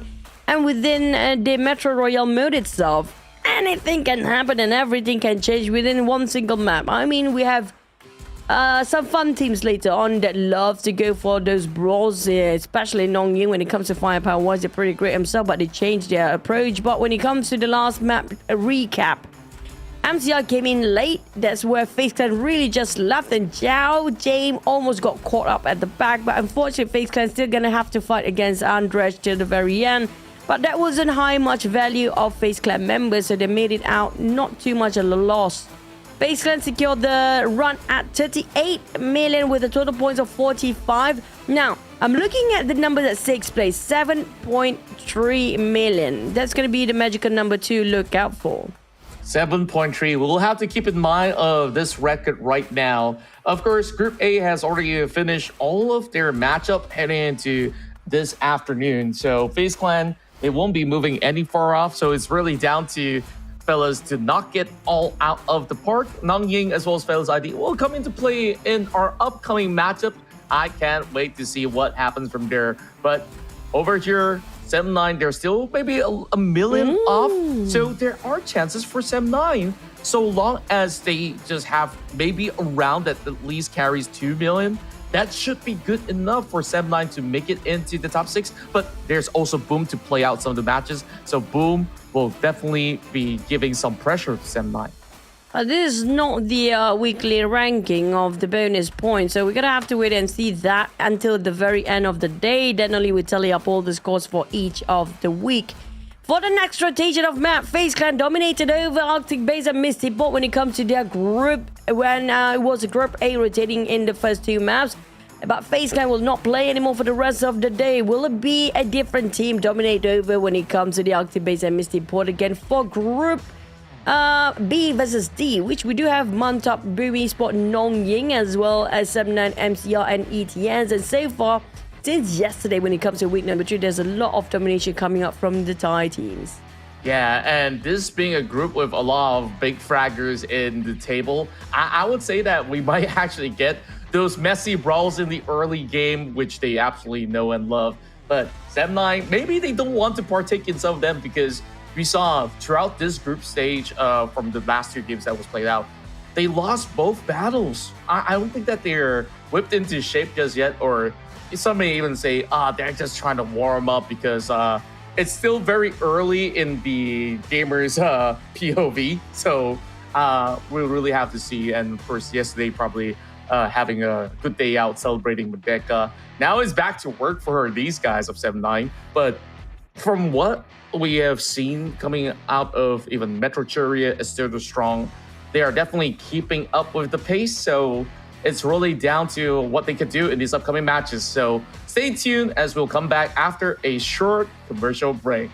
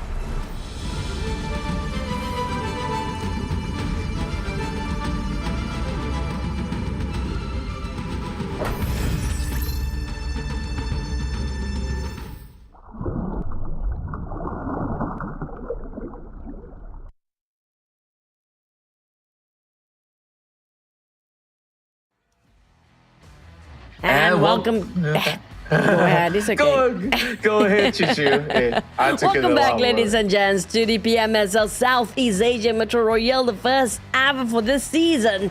And it's gonna be fun zombie time again, but we don't see a lot of zombies here today, unfortunately. It's gonna be a lot of militants, of course. With me, Chu and Contra, when it comes to who will get into the grand finals next week. We're down to the final week of the group stage for the influencers and also for the players to make some cash prize money for the pool. Yeah, and on top of that, you can also join in the airdrop carnival that is officially open. Call your friends to join a pirate bash, explore the Ocean Odyssey new team area, Pirate Booty Island to collect airdrop tokens, and head to the airdrop carnival in-game event. Upgrade your airdrop crate to level 5 for guaranteed set or emote of your choice. During the airdrop carnival, get daily rating protection for 2 matches, so it's only available from August 16 to 18, so you can have a great day. Galadria! Exo! Ding, ding, ding, ding, ding. I don't know, does it sound very opera or not yet? But yeah, I'll try, okay? Advanced Upgradable MG3! Available for you guys! Ding, ding, ding, ding, ding! The unlock coupons and limited outfit award from 6 to 30th of September, 6th of August 2024, the 30th of September 2024. Ding, ding, ding, ding, ding. Okay, we're done. Can we go next? Our director. I was not expecting you remember that opera, like all time, like, you know, the Chinese opera time? I mean, if we got the team wrong, sorry guys. I think it's supposed to be like Japan kind of stuff. But yeah, okay. Well, I think it's close enough to almost sound like you're an anime character. And really? every weekend, I always look forward to casting with you because I always have big smiles on my face on these kind of segments. But here we are. It's Arctic phase between these groups, B as well as D. I do assume, yes, it's going to be Group B as well as D to play here throughout the course of the highly valued Arctic phase. And here we go, as we do have your teams up and ready. And Noel still getting himself prepared for this. It seems like it's only Mist that's currently running around. What's going on with Team Mantap? Well, I hope that they're warmed up enough. I feel like Team Mantap definitely kind of feels sad to have to play this map, because last time I saw them last week, when it comes to like Zombie Uprising or even Misty Port, right? They're going to go around the shoreline. Just be a fisherman by the end of the day, try to fish out all the loot from across the river bank, but this time to be forced to play whatever map there is with no water in it, so they're probably not going to be happy. And speaking of the Mantap and Sam9, they will bump quite early on. This is going to be the only two teams that will have to force some collisions, while the others will go straight into Mr. Silo. I mean, good luck. Sam9 be fighting so much for the entire day, they cannot afford to lose even this one round. Yeah, Team Mantap, though, they might have actually seen or heard some of all these footsteps coming out of 7-9. But 7-9 wastes no time. They immediately dive directly into the underground for them to just quickly gather those loots possible inside of Missile Silo. While they're already going heave-ho on the carts, there is also another squad that is absolutely prepared for that. And that's going to be Boom, that's also not too far off. And they should be able to hear some shots coming from above, so they stay on high alert. 7-9, they need big rounds, and especially with some of all these ETS members still on board, they need to find ways to overtake ETS to make it to the grand finals. I mean, like, why not? Whatever works for the team. Right now, numbers going to be way more important than the Battle Royale mode, but it's going to be Boom waiting out. Oh, it's going to be a surprise attack now. Boom! This is nasty. Dappen and Ray's already waited out around the entrance with 7-9. The moment they pop their head, it's going to be a done deal. Here it comes. Not yet. They're waiting for the rest of the crew coming in. And surprise! But here comes the spray. Racing it 1 down, 2 down, and making a comeback for the trade-off. But 7-9 now to save the rest of them. It's straight in the line of sight for Ray's and Boom to shoot him down. Oh boy, and trouble lies ahead. Molotov's now being exchanged. Ray's is going to be burned down, but he somehow stays alive with 1 HP left. But Boom, they're also suffering some detonations here. Kinsu tries to trade right back, but Boom, they have fully recovered and 7-9 loses 2 members off the bat. Trouble still for the Malaysian squad to actually score huge, and this time they are just absolutely being gated off from stepping foot into missile silo. So boom, they're happy about the situation. They will now move into the silo to challenge what seems to be nongYing that was the first mover into these quarters. Yep, nongYing, like, we don't have time for to entertain you guys. We're just gonna go for the loot here today. But if you challenge us, we might actually see some fighting going on. I think Jago taking the lead this time, while MCR definitely on their way in the tunnel area just to be at Mr. Solid 2, but they already engaged first. nongYing waited this one out. They have their guards stand by around the entrance as well. And the respawn from the side of Godak was swift too. But can they get assets and the rest of the crew of nongYing that got himself quite a high value to get out first? Zip holds 1.1 million worth. They cannot afford to lose this player right now. Yeah, he is definitely not going to be joining the fragging squad right now, as these 3 members are just running it through against Boom Esports. Meanwhile, look at the back. ETS have also arrived to the quarter. Team Mantap will join in a little rather late, as the Boom member has already been wiped down.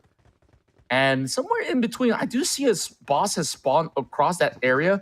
nongYing might keep themselves busy once again. Mantap, what is going to be the call here? They should be able to hear some movements. And MCR, they're just right around this corner. They funnel in. One big nade. This is going to be pretty tough for MCR. And I see ETS on top as well. They're probably on their way to Mr. Silo here. Speaking of Mr. Silo, I feel like by the end of this map, we only have one team survive. And that may be the case where even that one team that finally wins over this kerfuffle here right now probably won't have a full team, a full squad as well. So whoever wins this one, the winner takes it all. True enough, and it seems like even on the underground passage, it's been all these teams keeping themselves busy. It seems like Havis hasn't really checked these corners. And for now, MCR, they will be very wary on where to turn and where to look. Nate's now being primed right in. 3 members hiding right behind those crates. Mantap, not too sure if that's going to be a good spot, as these 3 members will now slowly be picked up by Rundresh. And there's basically nowhere to hide. That's a bad decision for Team Mantap. Well, not so Mantap, as I say.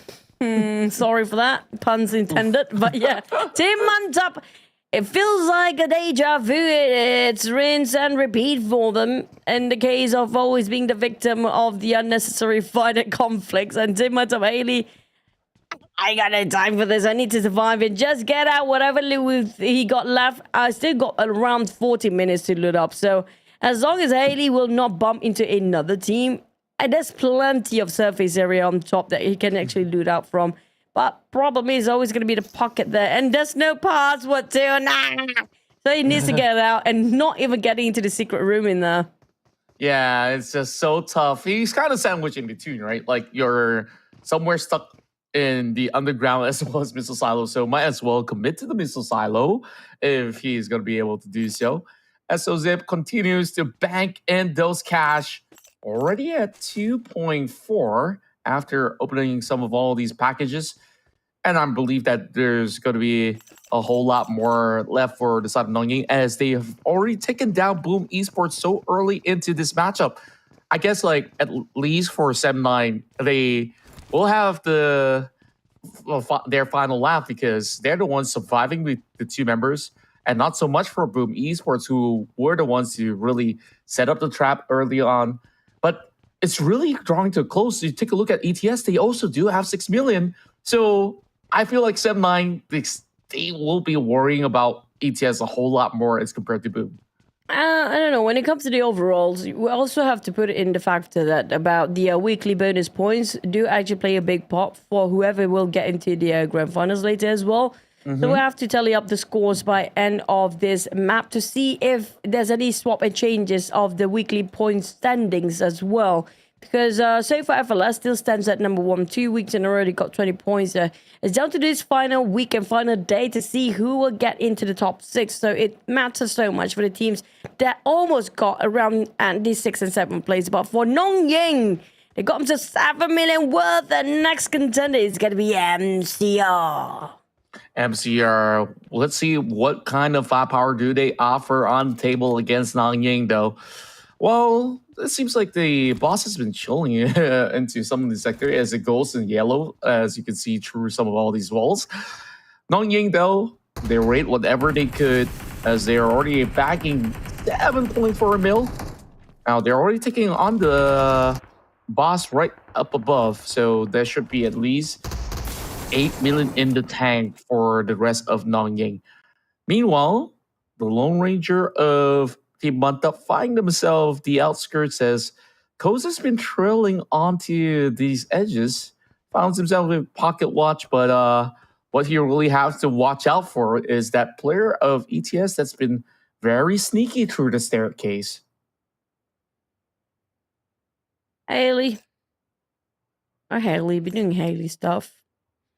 Well, back to relax mode, guys. Hopefully you guys listen to us like telling you storybooks. Hopefully you don't fall asleep here. We need a bit more energy. Come on, Control, we can do this. But yeah. Speaking of energy, don't forget your cup of coffee for the players down there because it's already noon and it's the 1st of September. It's a good month for all of you guys watching. Hopefully it's going to be a good month for MCR to finally get into the grand finals because right now the big names, what we do know when it comes to grand finals, fellas, are definitely going to be up there. Boom, possibly, depending on how they can actually play here today. nongYing, high chance there will be. These are the normal names, including FaZe Clan. So that's going to be add up to like, what, 4 teams right now that's kind of almost secured themselves the top 6. But there's only 2 more slots available. Well, MCR or Team Mantap going to be slightly difficult. But ETS have a high chance as well. They absolutely do. They're really racing up against these numbers. And nongYing currently has 4 eliminations in the pocket as well. So it is going to be a slight gap that is being created just because of those takedowns. MCR on their approach. If they do eliminate members of nongYing, especially SOZip is around that tight area of the warehouse, perhaps they might actually drop certain values and hand it over to the side of MCR, who's currently having 700 in the back. Now, the countdown begins as eventually the extraction points will appear on the map. So that's about 10 minutes for them to play this one out. Still plenty of time for nongYing to settle whatever that's coming into these corners. SOZip has already spotted out some of these members of MCR. Now, nades are being dropped right in. G9 also hunting out for one of the members over the back. Is not really having a good time, needing to also heal up. So this is going to be really tough to navigate, but they have all the info that they need. SOZip, they spot their movements, and there we go. Another pickoff, and that will be Aichan on the ground. I'm looking at the numbers for the value of each players of nongYing. As it got almost 500,000 worth just now, so it won't actually break the numbers of nongYing yet. But across all the players of nongYing, who holds the highest value? MCR, they are at negative right now. So when it comes to value-wise, you won't worry too much if they get knocked down. But nongYing, they have to be extra careful. I think high chance is going to be G9 or even Martin. Maybe it's Martin with the most high value there. But back towards Andres, can he surprise nongYing from the back? Yeah, G9 got 55,000, so not so much. Is it Martin or Goddard with the most high value? It might just actually be him, Martin, because we haven't really seen him all around this corner of the map. He's got 1 elimination point at the very same time. It's pretty interesting on what's really going on here is they're taking separate fights, and it is indeed Martin. He's got the 5 million in the tank, and he's going to add a lot more. But Martin have to stay alive. Last time we saw on top of the radiation zone, there's so many things going on, so many teams. Well, we're down to only 2 teams with a full squad here. Well, ETS, they already ejected one of the highest value players. So I assume that player will have around 5 to 6 millions already on top of the booted out players. So ETS, they have no elimination, no problem. But nongYing 8 eliminations, and Micah as well try to get those double-digit millions up. My Koza, ETS, is it a Koza or a loser? Sorry for Koza, I don't mean that. It's just a pun. But yeah, back to the side of ETS. They ejected one of the highest value player, but they try to gain as much loot as they can till the very last minute. It's just 2 million difference between ETS and nongYing right now. While 792 players remaining with Team Mantap last place still stands. Well, you can surprise us if you want by winning around and keeping the extraction point for the teams that have lesser players like 719 Mantap. Yeah, and I believe that even if ATS books out right now, they will be happy enough with 6 mil, considering for what it's worth, with so little players left on the board. Haley has been able to take down one of the bosses, it seems, to be able to actually get some big benefits, or should I say it's a player that he's after early on. So that's going to be some decent items for the taking. ETS on a very scattered approach to try to intervene the exit of nongYing, but nongYing nowhere to be seen. There should be an extraction point indoors of Missile Silo as well, so it's going to be a really long wait. I wonder if Sphinx later could find perhaps an ejection spot of his own, while Lantizi, he's also gating one for himself, or should I just say holding out so that Kinseo and Ko will be able to just get out of this match safely. There's not too much to be gained here, unfortunately, for the side of 7-9, who's on the negative at the moment. At least they got something by the end of the day. It won't be negative for the rankings, of course. They lost Louis early on. Mantap being finished off early, so it's going to be just one player again that's left in the game. And he got himself 500,000. He got himself the extraction point too. But problem is, if there's somebody trying to take a map, there's going to be the last player of 7-9 with no covers, and it's an open space for the extraction point too. Haley have to fight this militant by himself. Well, that's going to be tough for that militant. Yeah, there you go. Still going to be A-okay for Haley. Lucky enough, a lot of teams already ejected most of their players, so there won't be any problem for Haley to just get out safely, and that's going to be worth $250,000 worth of value right now on the side of Team Mantap. Well, better something than nothing. But 7-9 and ETS, they're trying to just push a little bit more for the numbers. And nongYing too, they want to just complete into 10 million. It's close enough, but with 8 eliminations, that's 2.4 million converted into cash value as well. So they're already broken the numbers more than 10 millions by now. Yeah, especially with Martin already booking out, there's already a guaranteed factor into how many they're taking in this match. Whereas ETS, so far, hugging on so many tight corners. Same goes to 7-9. It really feels like they're waiting for something that never arrives. So it's really down to the final 2 members of nongYing on how much more value can they actually carry inside of the radiation zone of Missile Silo.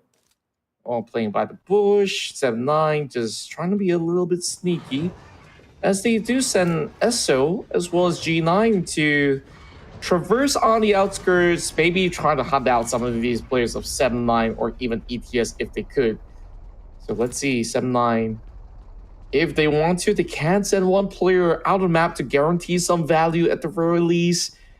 Since they've already lost those 2 members, ETS, they could still stay around because they've already sent 1 member to extract, which I do believe to hold majority of that 6 million at the moment.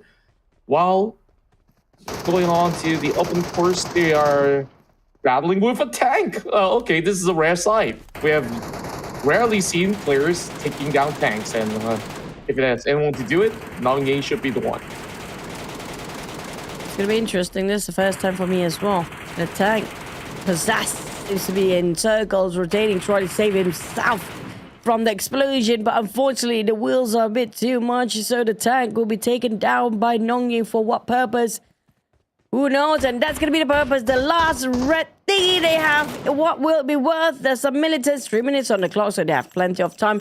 It's a gold bar, by the way, for the tanks too. I mean, I didn't know that, but thanks for giving us the tips, nongYing. I think some players will probably just go and find the tanks instead after this. Who needs values of boss or whatever, zombies or radiation zone, if you can just fight the tanks that basically not fighting back? Yeah, and I do spot that there was a machine gun that you could actually take from the tank as well. But G9, honestly, with his firepower, he probably doesn't need it, though that item could basically be worth certain valuation as well. But hey, they found themselves an extraction point. ETS, they're holding out, but are these members of nongYing actually walking into this direction? It seems to be apparently not. So I guess with only 2 minutes and a half left, ETS should be well on their way out. Songhai now carries 300 over K. Usually we're the ones to see him take the most value out of this, but I guess they've already made certain assignments to be able to at least have Bence to be the one carrying majority of these numbers. So everything's going to be fine. We're just going to be waiting for the instruction for all the teams involved. ETS. Well, I think nongYing definitely going to hit the 10 million mark by now. Yep, it's going to be no problem. Here comes the green smoke that everybody loves whenever they want to exit out. Is a party time for them. But will it be a clear out and extraction point for the teams out there? We're going to have to wait and see. ETS hoping they will try to get somebody in the very last minute. But time is pretty much not on their side. With 1 minute over, just slightly over 30 seconds.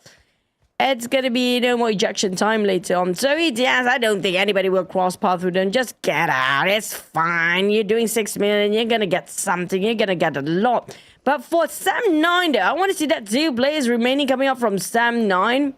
And they're thinking naughty here coming from ETS. But nongYing, they already extracted himself out as well.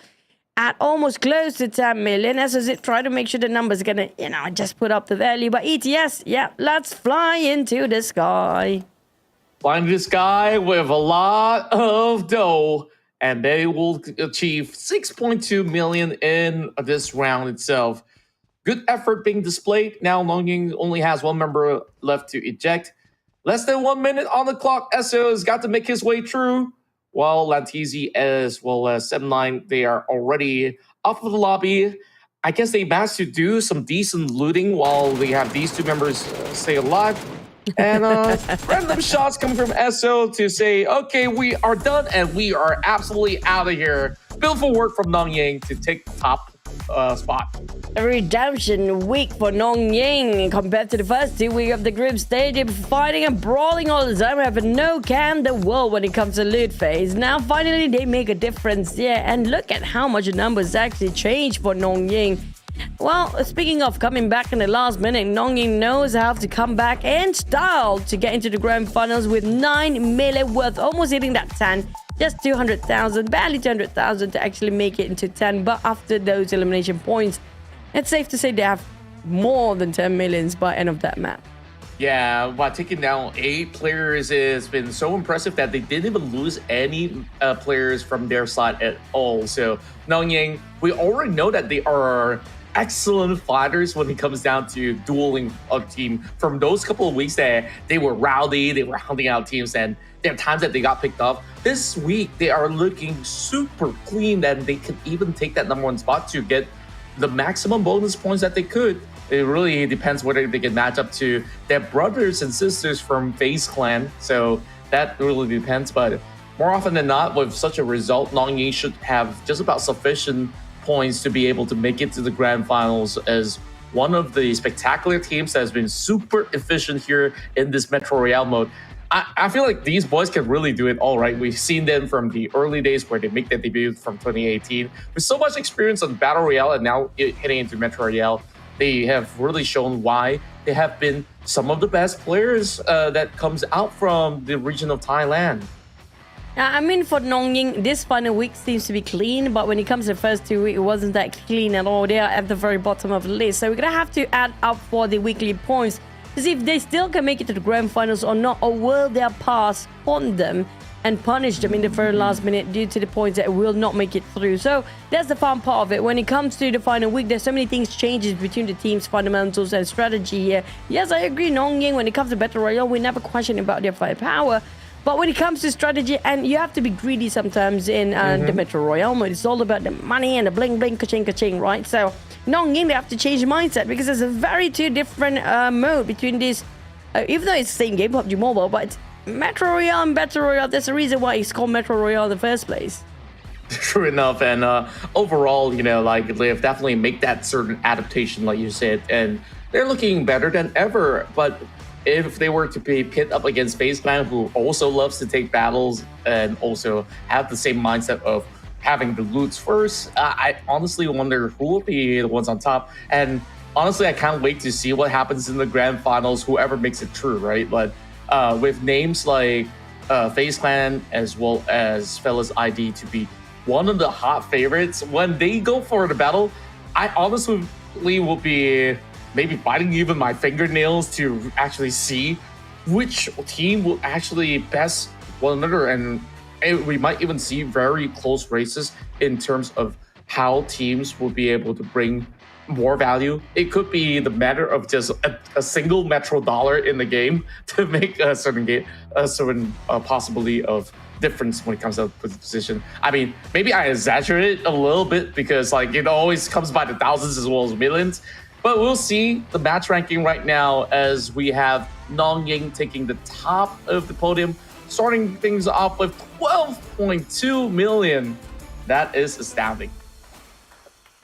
I'm not impressed yet, because I do know when it comes to Octobase, you can actually get more than this. We've seen almost 17 million, over 17 million before, but maybe because of how many teams try to take them down for nongYing, that's going to be 8 eliminations on top of that over 9 million of team earnings before.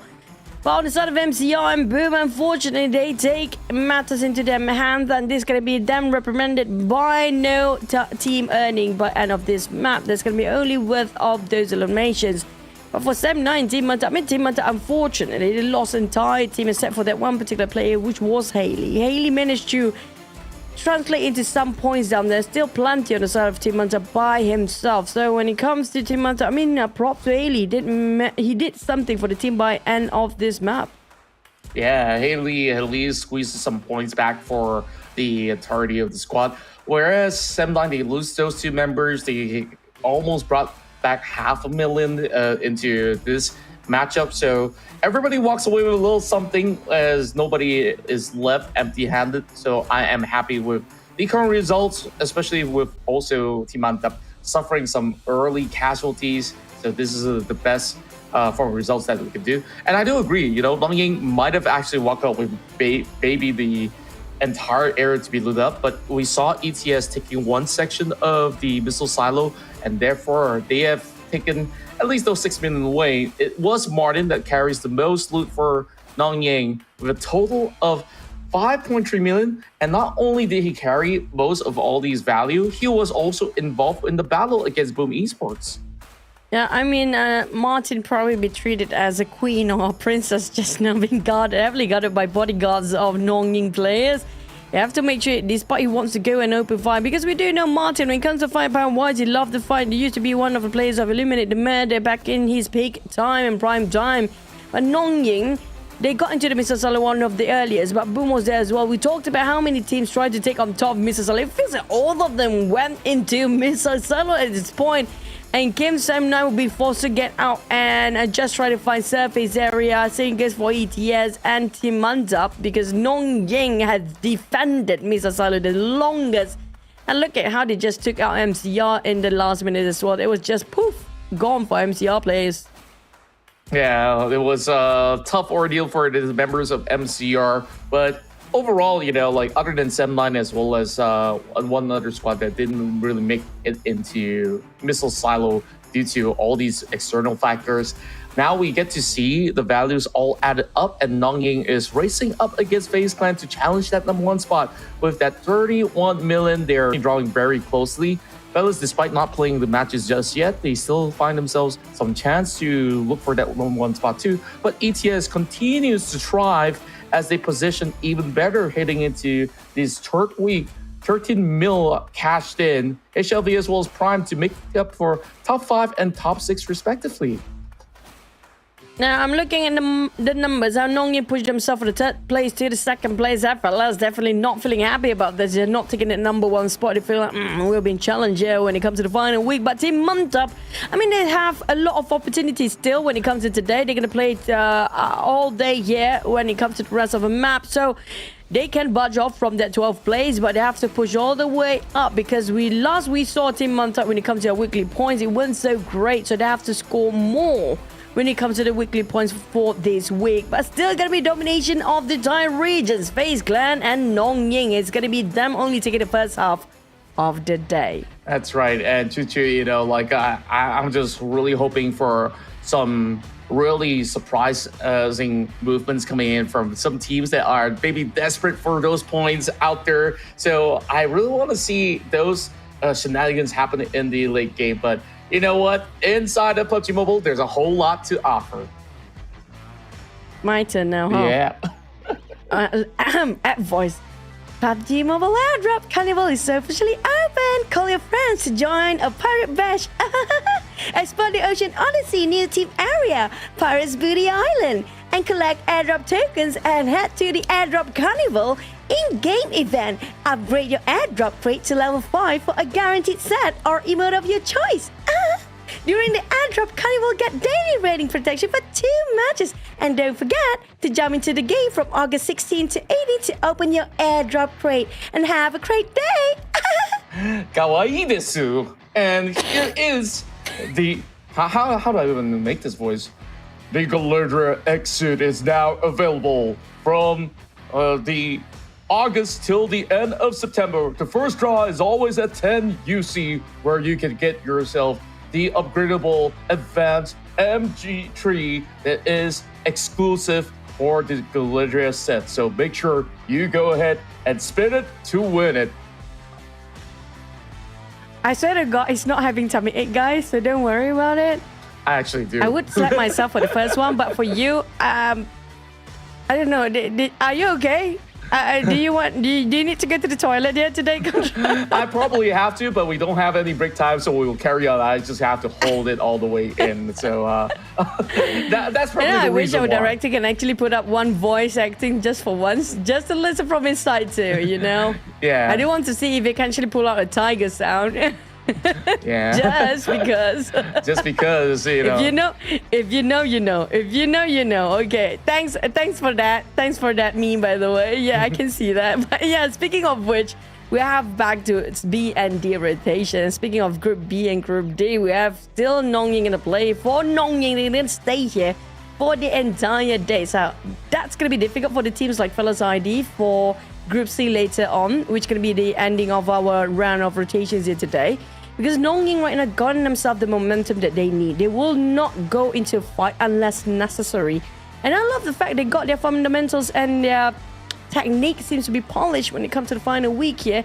And it's refreshing to see when it comes to the teams dominating across for the maps. It's been a lot of the tied regions here. Yeah, I absolutely do agree. Like, if we compare them as well as FaZe Clan as well as Fellas ID at the very same time, the main difference is that for nongYing, they are also very eager to be participating in those battles, even when they have the highest ticket value of items. Like, you saw the coordinated attack when they played Misty Port yesterday, where the expected visitors at Prime didn't even stand a chance because they already have, you know, a lurker hiding behind with G9, just relaying that info back. They also do have all these members to be set on the high ground, with Goddard taking a lot of charge over onto the high ground. So now moving into this matchup, we'll have to see again if nongYing is gonna pull up those crazy amount of points, or could it be redemption time for the teams that may not have had the best time in Arctic Base. So it's time for us to find out here in Misty Port. Immediately shots fired at Mantap. What? Bro, we didn't started. even load into the game yet. Calm down there, buddy. It's I'm not nongYing and don't know what's the rivalry between these two teams. But it's back to week 1 rivalry between these two. It's getting personal when it comes to the final week again. Now it's back to a 7-9 nongYing. Like what? This is going to be the 5th time now if you compare with those of the week number 1. So I think they want revenge here for nongYing and 7-9. Oh yeah, they have yet to fully settle the score. So long as they share the same lobby, there's definitely bound to be strikes, and both of them spawning so closely, which is why these type of battles are happening. As you know, even back in the days, you remember Mantap used to face off against G9 and all these other squads. So it really is a throwback to those sort of scenario with, you know, a little bit more of a fresh faces coming in from 7-9 this time around. But it looks like a 1-for-1 exchange, or should I say 2 members have been taken out from 7-9 at the moment. So Mantap will have to be super careful, especially now even MCR wants to butt in. MetroCeria wants to make some change. I mean, like, they want to join in the big boys. Let's go, MCR. We're not playing it safe anymore. I love this. It means that there's only going to be 3 teams that manage to get themselves some loot when it comes to this map, if this keep on going. But when it comes to Boom, they cannot, invest too much time. They're definitely not interested when it comes to getting those brawls and fight. They're just going to go straight for the Misa side. Oh, sorry, this is going to be the Mines Warehouse. They're already in there for Boom. So for Boom, they definitely won't be part of this kerfuffle, while 7-9 and nongYing both desperately trying to have more pockets since they're left with nearly 2 players each. And for nongYing, at least they have 3 players, so I think it's best for them to part ways. But MCR, the moment they just arrived, nobody wants to be their friends. It's like, no, MCR, it's not fun anymore. Let's go. Oh, yeah. It's like, these guys, they're not the cool kids. They can't hang with us. So let's go to the cooler portion of the map instead and get ourselves some good Metro cash. Meanwhile, Martin is still on the outskirts. They're being super careful right now because they already lost G9. That's one big portion of firepower that they have gotten taken out of this particular map. But for Mamparang, he's not even considering moving all too much because he knows that MCR, they're wrapping things around. So realistically, can Mamparang survive? And where's the other member of 7-9? I wonder if he's going to be around to give Man a little bit of a helping hand because he looks like he really does need it. Hey, come on, Mamparang. Show us what you're made of. Maybe he can surprise us with a clutch. He's an OG, he can do this, but it's Andres we're talking about. When it comes to firepower, Andres do have it, and it's capable of taking 1v1 and maybe 1v2 situations. So we're going to wait and see, but it's going to be time burned by these players, wasting time against the brawls. Mamparang, he tried, but he couldn't do it, but at least he got one knocked down, but unfortunately, no follow-up, and that's going to be Aichan. Finish off Mampa, and MCR managed to survive for this round without any trade-off. Yeah, I'm pretty sure that Hafiz on his side is going to be saying, Arigato, Aichan, and continue on this way. So Luyu, he's going to be going for perhaps a takedown, but quickly getting scouted from the side of Ocha. This is just looking tougher and tougher. It doesn't seem like there's any good rounds coming from 7-9 for today, which is absolutely worrisome considering that this is going to be the final few matches to be played out by the side of 7-9.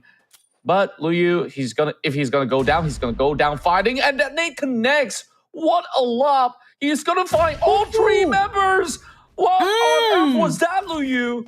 Oh, it's payback time. MetroCeria, we didn't invite you to the party, but if you want to, Luyu is going to be just putting up a storm on the dance floor. I mean, sorry, Mampa, but Lou plays it better than you do. It was 1-1v3, but hey, fair enough. MCR didn't have a clue that he's there.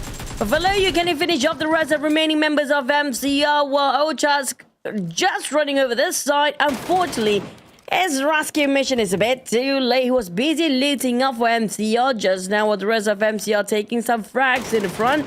That's going to be Aichan. Got finished off by Loyu. And back to his side of Loyu, he got himself quite a hefty amount of loot around him just within that frag and brawls just now. But 7-9 is the last remaining member. I mean, if he can finish off the last member of MCR and that scores of 5 eliminations, still quite a hefty amount of value by the end of the day. Yeah, and on top of that, I feel like Luyu's got nothing to lose at the moment. So if you get one more pick off, that's 1.2 million added to the table. And he could continue to loot off as well to see if he could basically bring that value up to perhaps 3 million if he's going to be lucky enough to actually find those gold bars or anything left in the map. But this long-range battle is just taking a lot of time. So 14 minutes left on the clock. Maybe it's just best for them to part ways and maybe meet up later on. Like, this is not really a map that is too far and wide for them to really navigate. So there should be just about enough space. Luyu now decides, okay, I think I have enough of MCR. It's way past the emo era at the very least. How do you know that's what he said? How do you know that? You don't even listen to what he said. Do you know that? How did you even know? I'm just making assumptions. I'm making assumptions overall. So you're assuming. Oh, Chuck, do tell us it's not true. There's no way that's going to be true, right? For 7-9 Loadout, I don't think so. Because Loadout is not budging at all. So why did you assume that? No, never mind. I was just joking. But 7-9 Loadout, I feel like if he can, why not? And Ocha is like, this is me not assuming. I know. Okay, I know. Ocha is like, he's watching. And speaking of timer, right? We still have 13 minutes. That's plenty of time for the teams on the top of radiation zone. It's on by ETS. They can actually loot up as much as they want. I do feel there's any contention coming up from the outside factor, including Boom. That puts me in another question here. Where are Boom? Where are they looting from with the numbers up to 1.2 million values? Is it outside? I think it's going to be outside looting, right? Yeah, they're going to be on the outskirts, and Boom, they're definitely taking a lot more precaution because the last that we saw them directly moving to missile silo, they instantly getting clipped from nongYing. They don't want the same ordeal to happen again. So they played safely because in some parts of this township, you could still maybe gather at the very least 2 million or so. So it's not too shabby after all for Boom Esports that wants to gather just about enough points to make a top six return. But it seems like these disputing couples have yet to really put an end to their argument. And the chase is still on, and it really seems like Ocha could basically sing the song, every move you take, every move I make, I'll be watching you. Oh, there we go. Tries to trade back, and MCR has the last laugh.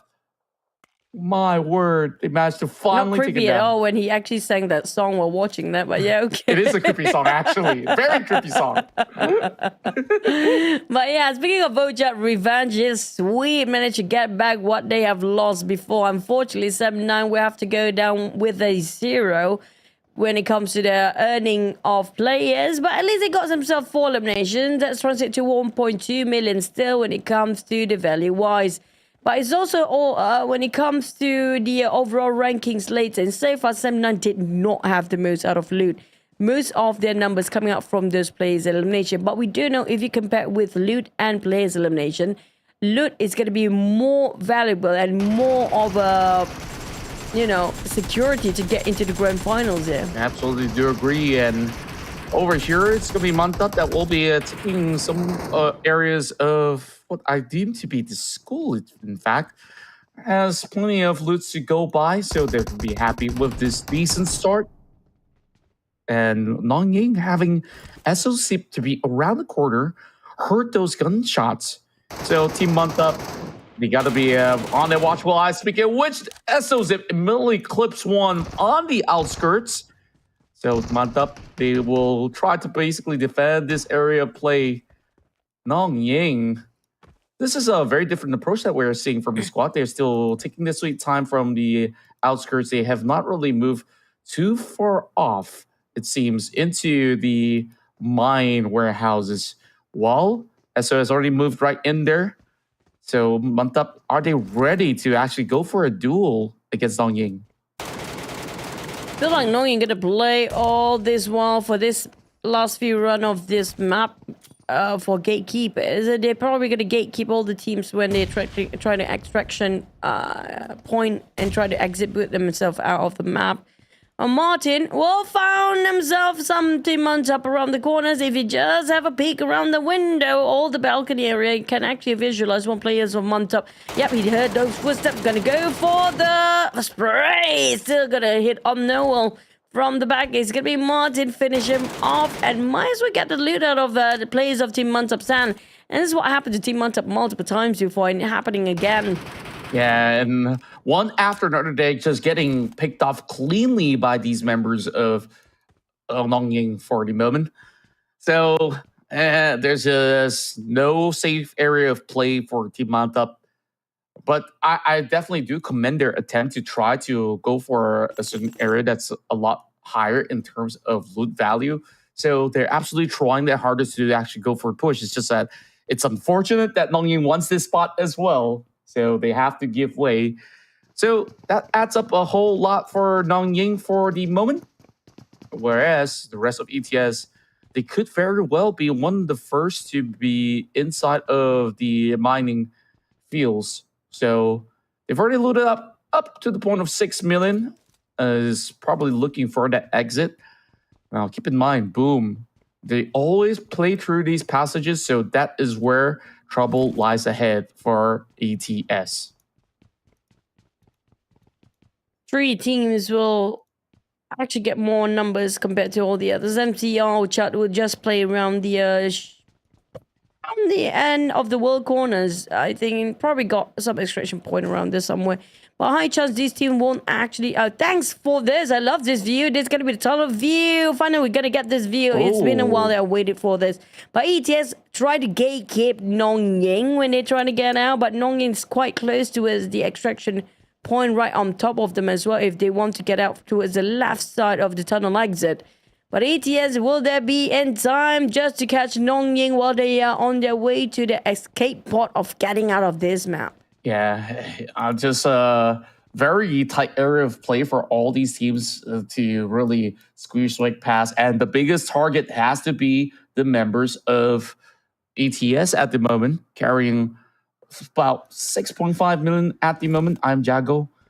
In such a tough quarter, just having multi setups right through. Well, these guys, they're definitely onto something right now. But how much longer will they have to wait? There's 7 minutes left on the clock. ETS have found an alternative route, and they are already looking for the extraction point. So this is definitely going to be rather interesting on how these teams have been waiting around the wings and might actually walk away with nothing at all. And they're right on top of Boom right now. If Boom will actually reach on time and spot it out where ETS try to extract themselves out. Speaking of which, this is going to be perfect time. ETS have to get out now. Boom is coming up and they don't have that much time anymore. I think they heard the footstep too. ETS, eject now. Sound high. They got, a 250,000, but they managed to escape all 3 of them. It was close. Ooh.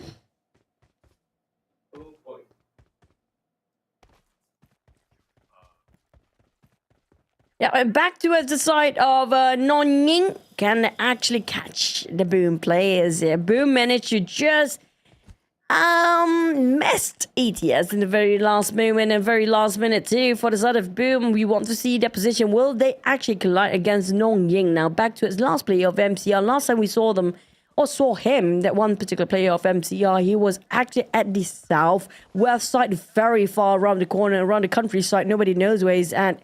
Isolated somewhere. That's going to be Ocha. Yeah, he's definitely isolated here right now. But instead of MCR, they are going for an exit around 300,000. So 300,000 is going to be enough, like how Haley did for Team Mantap before. So it's better something than nothing. But for nongYing, will they be sharing with Boom? Because right now they're going back into the tunnel, knowing they have 5 more minutes left. Martin and Assozip want to brew up some trouble. They're being naughty here for Martin and Assozip. They might tail out Boom players from behind. Now looking at Boom, it's probably going to be around 50 meters apart from where nongYing was, but Boom is trying to extract themselves out. So it's all about matter of time, playing catch between these 2 teams. Yeah, and there's just so little time left. 4 minutes, if they're still in between, they may not even make it at all. Boy, oh boy. Boom Esports, at least, they got themselves some hefty points for 2.3 million at the moment. So it should be very good for them to actually book out. Consider the fact that nongYing this time took a very different approach where they have lesser points compared to the rest of the members of ETS. ETS, with that one member caught out, at the very least, they still have very decent track record heading into this match with that 6.5 M to be secured already. So 4 minutes, definitely no other time for them to actually loot it up. So for the rest of nongYing, they should be well on their own courses. The rest of the mining fields, which they've just arrived at the scene, may only barely offer them a couple loots. Other than that, is there going to be an extraction point here with only 3.5 minutes? And now bumping into the rest of Boom, they have to settle the scores or else none of these teams will be able to make it out with any points at all. Yeah, I think nongYing were trying to find a couple of eliminations at the very last minute, try to just unstabilize Boom's lineup here and break their formation. Maybe just trying to take the numbers down in the very last minute if they can catch Pyro. That's going to be the player with the most loot. So far, he's going to be the leader for the team at 2.08 million. Now he's trying to find himself an extraction point. For nongYing, they know exactly where the extraction point for the team was just now since they booted out one of the players. But they just want to disrupt the numbers for Boom. And the fight will commence now with 3 minutes left on top of the timer here. Whoever not being eliminated have to bomb himself out, because if not, the whole crew ended up with a 0. Yeah, this late fight is what we have been waiting for, as this is going to be turmoil for teams that do not even get much out of the situation. While Martin is being sent to just go for that full duke out, spotting out that member running right across the border. What more can they actually offer? Fire now will be taken down by SO Zip. And nongYing just showing their prowess in these battles, while they now will have to rely on Raze to carry the flag for Boom Esports. It's all in or nothing. Boom Esports barely has just about enough loot. Raze currently holding on to 200,000. Meanwhile, the other member has about 100K in their bag. So if they want to salvage whatever there is, there's only 300K for them to book out this match.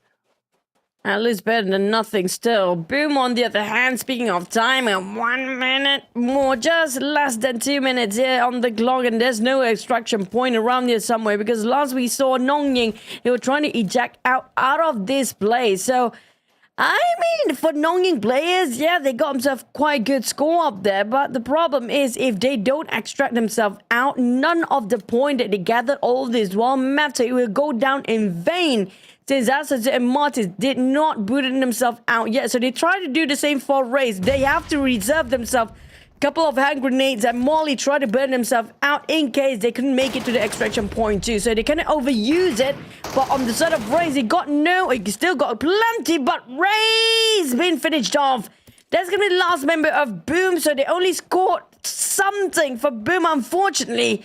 The last minute help coming up from nongYing really hurt them a lot when it comes to the value by the end of this run. Yeah, and take a look at this. Martin has got 900K. This value is worth a lot for them to really catch up to. But where is the extraction zone? Meanwhile, MCR, even despite being on the outskirts, is still trying to find the extraction zone. Thankfully, there's one just around the corner of the shore. So Ocha will be able to at least bring back 341K at the moment, and also securing those elimination points against M9 has done them real good in this match. MCR continues to rack up plentiful of points despite, having those early shenanigans. nongYing has already booted themselves up, and therefore it will be ETS with the most points possible. Oh, it's going to be a really personal battle for our Misty Port later. There was the last round between the Misty Port here for BND, if I'm not mistaken, right? But when it comes to nongYing versus Boom, things got really personal because they are in the same Group B. So we're going to have these two teams going at each other again once more. And ATS, this is definitely going to play them so big when it comes to the overall rankings later to make it to the grand finals. So all they need to do is just keep this going since they are in a Group D. So they're going to play no more round, I think. That's done for Group D here. But for match 5 and 6, it's going to be B versus C. So for ETS, they had a really good wrap around for their last run in the final week of group stage, but not so much for MCR or SEM9. Yeah, and I guess it's been such a tough day for SEM9 where every single time in the early game, they get themselves into those battles and didn't really manage to get that many points. At the very least, they have relied on Lu Yu to be able to secure those 3 elimination points. So it wasn't an empty-handed round for some of all these members of SEM9. And MCR, this is some of the best rounds that we've actually seen from them. Last game, before we move into Misty Port, they managed to catch 2 members of the side of what seems to be some players of FaZe Clan or so, that was rounds ago. And now moving into this matchup, they also booked in the same amount of elimination points against M9 and still have a decent amount of loot possible. So they are absolutely maintaining a form of a pace. So we are seeing teams here coming in with at least 1 million or so, not too shabby, while ETS, they got that smooth passage as compared to nongYing that spotted out 7-9. Literally, even before we even pan the camera on them, they're already battling out. So you can see how intense it was. Yeah, nongYing, 7-9 getting personal, but next we don't have 7-9 against nongYing, but nongYing against Boom to finish off Boom last minute to go to its extraction point and disrupt the entire crew of Boom when they try to find an exit out. That's like you just poke a beehive just now for the side of nongYing. I don't want to see Boom take it personal when it comes against nongYing later on if they want to go against it, because this is going to be one of the top teams that do love those brawls too. Speaking of Boom, when it comes to their firepower, they are amazing. As much as nongYing can actually pull that off, they can do it the same. So for nongYing, they just got himself some rivalry against Boom Esports, especially you had so much value, and then get a surprise attack at like, what, 2 minutes on the clock? That's crazy tight, man. Yeah, it is so tight, and I was just really surprised on how nongYing has been able to really get all of that being done. So that was like, what 8 elimination points for nongYing, and from what I did saw from the minimap, well, of course, some of these teams were extracting. nongYing were also forced to actually take themselves out. So Martin did not really cash out that extra 900k. That could have actually been supplementary, but for what they've gotten so far, those elimination points do make up for it. So at least that's a couple more million in the table for themselves. ETS so far regaining that form of a qualifier championship mindset. They are definitely here to prove that they can be high quality contenders up against, eventually we might even see them challenge names like FaZe ID as well as FaZe Clan. Just look at how they've been playing so far here in the finals. Yeah, by the end of the day, we have to see the numbers. I cannot wait and see, like, we have one more group rotation, which could be B versus C after this. HLV, FaZe ID. Now, this is going to be fun because FaZe ID or FaZe still want to take back their #1 spot. And so far, FaZe Clan still stand at #1. The last time we saw him before this map wrap around. FaZe Clan, will they be overtaken by nongYing? Since nongYing do have some disruption in the very last minute when it comes to loot-wise, it wasn't as much as value. So nongYing was at #2. FaZe ID got pushed down all the way to the 3rd place just now because FaZe ID never dropped from #1 spot ever for the past few weeks in week 1 and week 2. So they definitely feel challenged for the fact that, this week we get pushed down all the way to 3rd place. With 2 more maps remaining, they're probably going to try to find Mantap or Boom or even nongYing to finish them all, because this is going to be the teams that are coming up from Group B. Because knowing HLV, they also love the fight. So this is going to be super fun because B and C both teams, except for Team Mantap, of course. There's 5 teams except for Mantap. They all love the brawl so much. Now Mantap, all they need to do is just run away from these teams. They just gotta hide somewhere, and even despite Team Mantap was hiding away from nongYing, it seems like they will eventually scout it out ahead. So let's take a look at the match rankings real quick before we move into the next group. So it's ETS bagging the most points with 7.2 mil. Coming in closely is going to be 3.4 achieved by nongYing. And MCR, they have managed to best 7-9 only by 34,000 as they are now making into the top 3. So that itself was beautiful to watch. And this is... I'm sorry, I know he's the chosen one, but it reminds me, ETS, every single time they're being charged or ambushed by a team, Sphinx is always the first one to go down. It's actually diluted for the team as well. I'm surprised they're actually taking the front line every single time they're being ambushed as well. So Sphinx, finally we get to see you on top in the chosen one leaderboard for the MVP of the run at around almost 4 million. Yeah, at 3 point something, just barely 3 point, almost 4 million worth of value. But when we looked at how the rotation of the teams here just now, Team Mantap were trying to, get it peacefully done and going to Garden Mines and just slowly getting into my warehouse, just a tiny bit, playing around the surface area, but still got caught out with nongYing by the end of the day. Yeah, like overall, it was so interesting to just see all the sort of scuffles over on the outskirts, and then it was only like Ocha over on the other corner, which he's done excellently by eventually taking down that final member of 7-9, and it was just a lot more straightforward until the point where nongYing has bested those members of Boom Esports. So as it stands, nongYing still remains to be on number 2, where ETS pushes and pushes up ahead, 9 million shy to catch up to Fellas ID. So I think for what we've seen so far, ETS have really shown us some really strong results. Now it's down to HLV, which will appear in the upcoming games to try to see if they could overtake ETS and remain to be within the top 5 ratio. 7-9, this was probably their final couple of games to be played out. So at least they managed to make it into the top 6. But Boom, is there going to be any chance for them to bounce back up? I really do wonder, as they're now sliding into number 8 because of all these attacks that they were receiving. So they did not get points throughout those rounds. I mean, like, Boom definitely have the firepower to, and it's doable for them. Last time we saw in the past 2 weeks, they can secure those teens of millions by the end of each of the maps, especially Arctic base, of course. But when it comes to Misty Port, it depends, because Misty Port is a higher chance for you to actually fight against the other teams. But still gonna be the domination of the Dun region teams. FaZe Clan, nongYing, ETS. No Indonesian team, surprisingly. When it comes to week 1, week 2, there's a lot of Boom, there's a lot of Fellas ID, and barely got any Thai teams. But here comes the rise of the Thais when it comes to the final week. Yeah, if there's anyone to be able to stop the Thai region with their current streak going on, it definitely has to be Fellas ID. We'll keep a watchful eye on that, Choo. But of course, we do want to give these players a little bit of time to re-strategize, because different teams coming in means different playstyle. And we definitely look forward to this final group, because you've mentioned that it is going to be super explosive.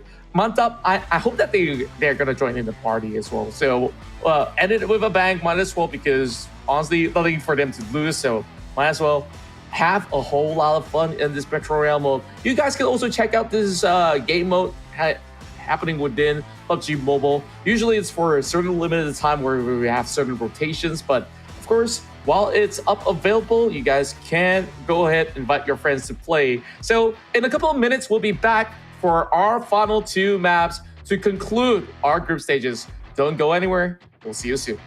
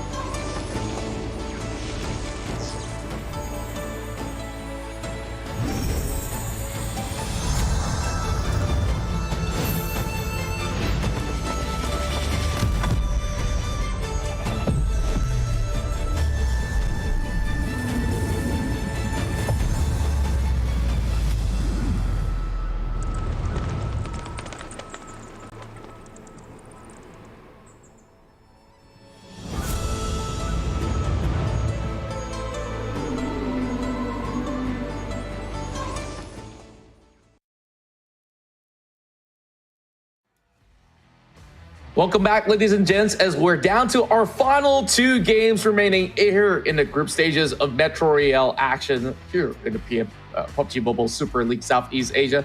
So it's always going to be Choo-Choo as well as I to bring you all the fun and excitement. And this one's going to be explosive with Group B versus C. But before we begin, I guess it's time for us to give you guys a little bit of a shout out of what's going on inside of the game. We have the Airdrop Carnival Pirate Bash. Yeah, no, you do it this time, man. Okay, let me just pull up what's in store with the activities. Explore the Ocean Odyssey New Team Area Pirate Building Island. Collect airdrop tokens and head to the Airdrop Carnival in-game event for your chance to get a guaranteed set or email of your choice. If you upgrade your airdrop crate to level 5 during the Airdrop Carnival, get daily rating protection for 2 matches. And don't forget to jump into the game from August 16 to 18. Reopen your airdrop and have a great day. I hope he's okay. A new Axsuit is available for you guys. The Galadria Axsuit plus the advanced upgradable MG3 is now available in the game. To join the event and unlock coupons and limited outfit awards from 6th of August up to the 30th of September. Don't forget, it's based on the time zone UTC +0, so make sure you log into your game and get yourself a new Axsuit. Well, that echoes in my mind, my heart, and my soul. I will always remember that there is the Galadria X-Suit up for grabs. What? Galadria X-Suit. Okay, make it sound smoother. Galadria X-Suit. Okay, here we go. 10 more seconds. Okay. So at the start, guys, we're back to the donut map. Who will get missile silo? Let's jump straight into Arctic base. We'll have any skirmish early. Now we have a panoramic view. Thank you so much, observers. You guys the best. But Team Mantap, it's run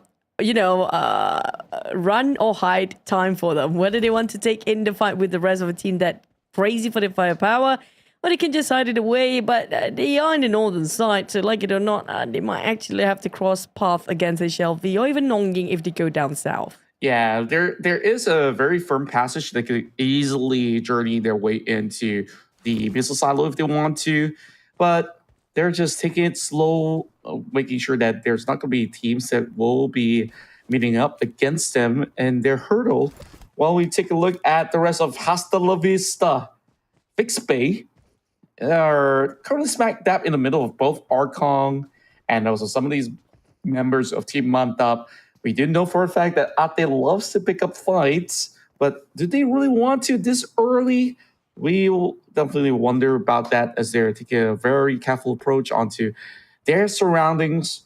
Very typical start for most of these players here inside Metro Royale, but for the moment, I'm just hoping to see that one crazy team to just not care about safety and just run directly to the middle just to get those initial loots, because it's just going to be millions and millions of points waiting for them in the middle.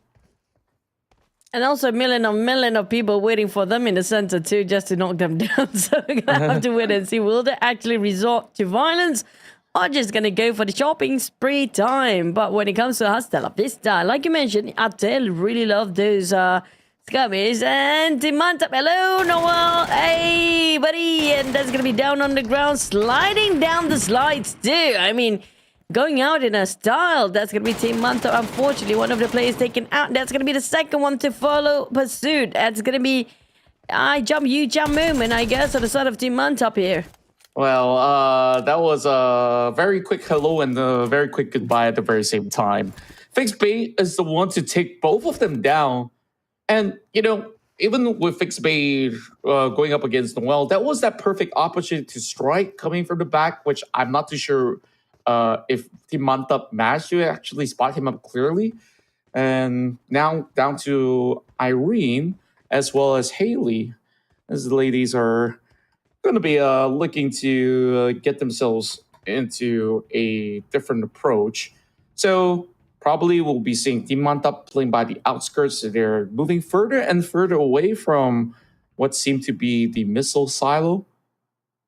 So it's just going to be a little bit of a cold day out in the snow dumpster diving already this soon. Meanwhile, as we do expect, we always have nongYing that will be eager to take those loots as they are the first movers, but they will be joined by Boom Esports in a moment's time.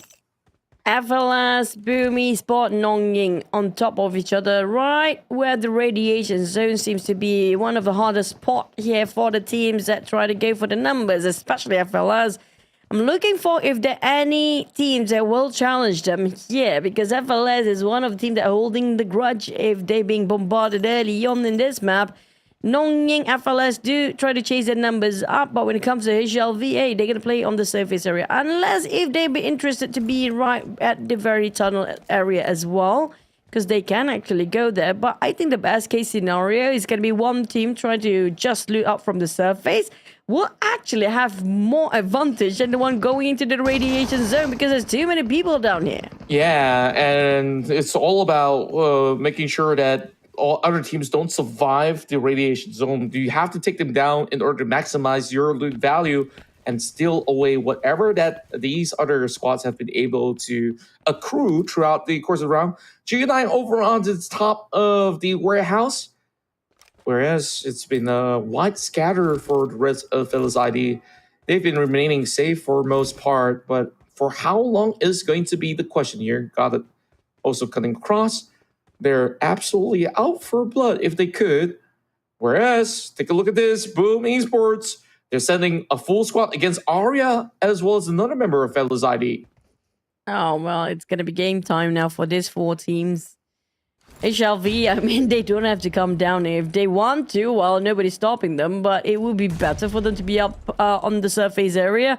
Aria usually is going to be the leader for the side of FLS. Definitely going to give a lot of high value information towards FLS, but unfortunately he's being knocked down before reunite with the rest of the team. Now FLS, they have to respond to this ASAP, and the respawn will be them opening up the smoke to save their looters, which is going to be Aria. Unfortunately, there'll be some zombies laying around too, so that giving away the rest of FLS position and land, it bounced back for him to toss the smokes to the side of Aria to save him.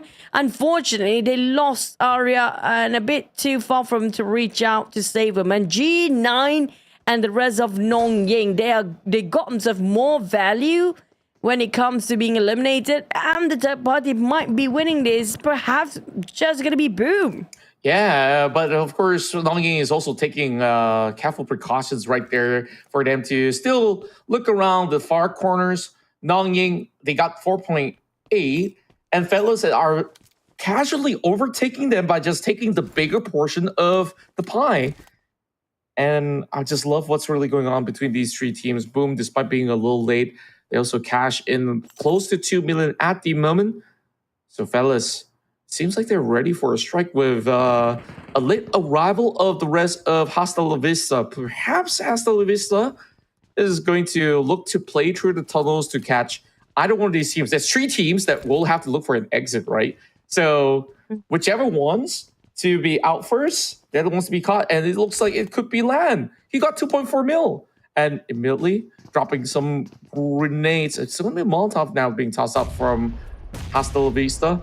So fellas, are they really going to commit? It seems like they will at least try to pry open some grenades to try to flush out some of these members of Hasta La Vista. And there you go, Lan. Looking to seek them out as they manage to spot hits popping up. The smokes are being put into place. And this is a good smoke for them to look for an alternative route out of the tunnels. Are they willing? Are they going for out of the tunnels? Because it feels like they will commit to this fight no matter what exit they have available for them. FLS, they try to get out from their Mr. Silo, but knowing the fact there's too many teams in there, marked gatekeeper by HLV, and they will being gatekept for some time now. So FLS, there's no other way for them than to go back to Mr. Silo and try to reassess the situation, how to get out of here. There's not only one exit point, but if they want to go, the other exit point is quite far, and they have to cut across Boom and nongYing again. So FLS, it's too much at stake here. They still have 4 members alive, but if they can just wait it out and wait for HLV to present themselves in front, thinking that, FLS is already gone, then that might be the best case scenario. But I don't see HLV trying to get away and try to just leave the compound for now. But for Boom and nongYing, it's going to be these two teams right on top of Mr. Solid. There's an extraction point as well. That's crucial to know because nongYing, they can just exit out here. After they know there's too many teams around, they will try to extract themselves as much as people as possible, especially the highest looter amongst them all. Yeah, they could basically send Martin out of this match and just leave these 3 members to play out what is there here inside of the missile silo. We are in a really tough spot. He's only by the corner of the wall. The nades now come flying in. Gonna be lopped a little short, but there is some chip damage to be done. Jump shot does connect. That Arkong member who's hoping for the ambush will be taken down. Arkong have just arrived to the scene, and despite that, have already been punished on their way in. Boom Esports now will clump with a couple more members to play out on the open areas. We still have fellas to be running right underneath. Still not exiting just yet, so the coast is not clear. But what we love to see here too is all these players are actively involved by taking into this massive spot of missile silo. At least in Mantap not being part of this. They lost 2 men early on, so I think they probably, you know what, gonna get the highest value amongst all the teams that's fighting here right now. Because imagine the time they're gonna waste it off and burn out. At the moment they realize there's only 10, like what?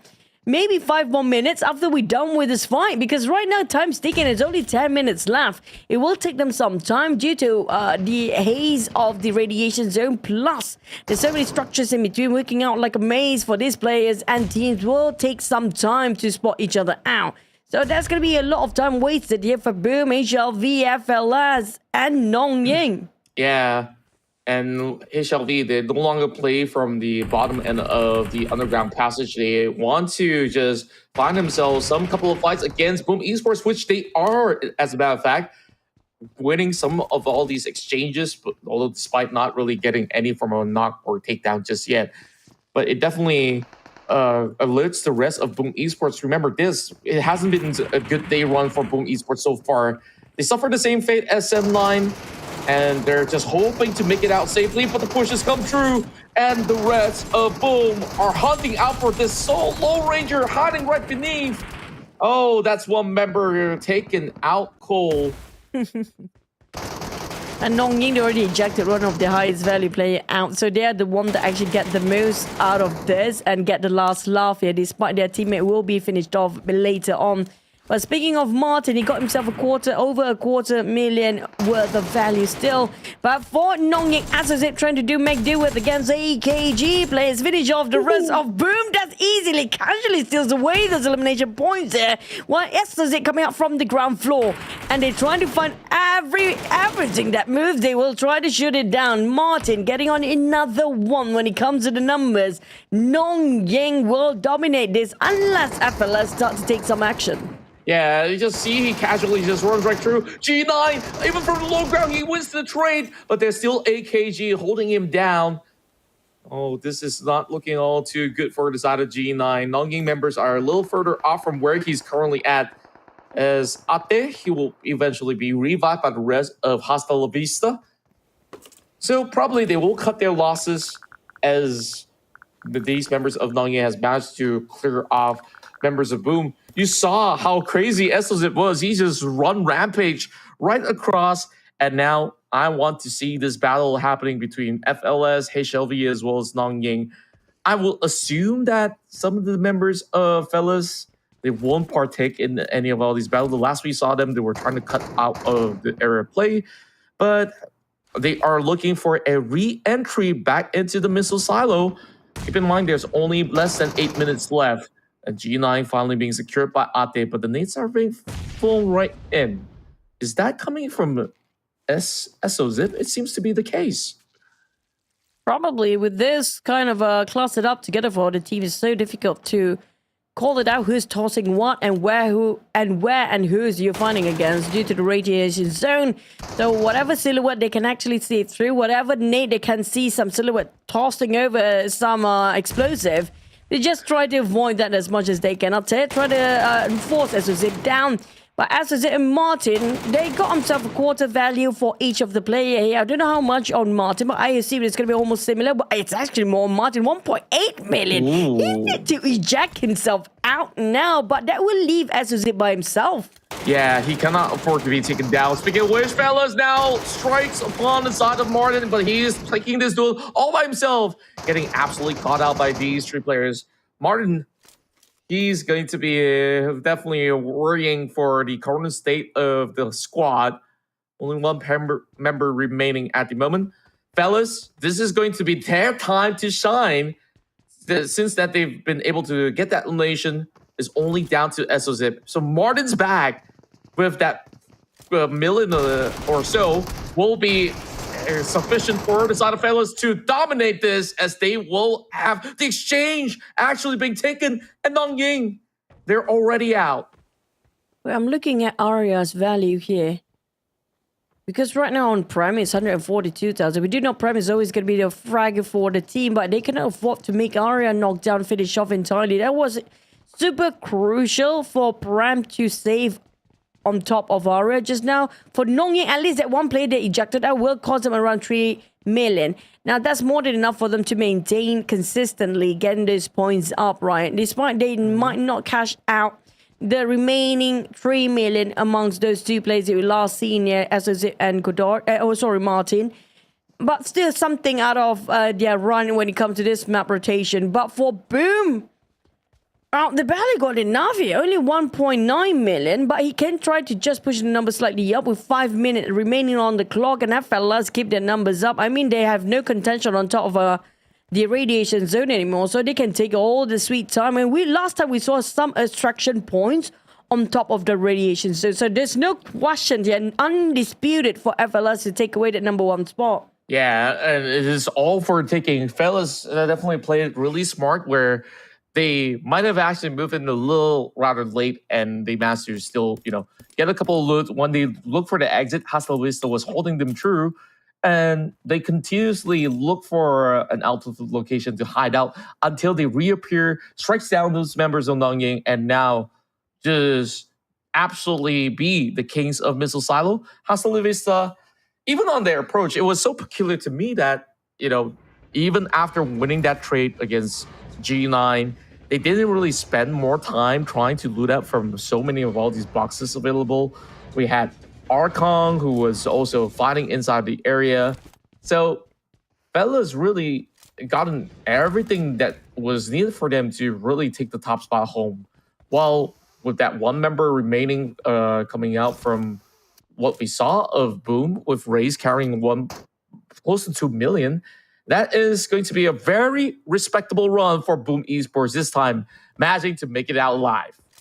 Yep. And the remaining members of HLV, I mean, they're trying to salvage whatever they can. I mean, at least that pen will cost something. There's a couple of cash crates. So maybe the problem with not looting the boxes is not because they don't want to. It's because it's not worth their space. Because a high chance it will take them some time to just rearrange all the items that they already got themselves in the pocket here if they find a better loot later. So it will cost them daily of the time when it comes to time limit. One of the most sensitive topic that we're going to have here in Metro Royale, of course.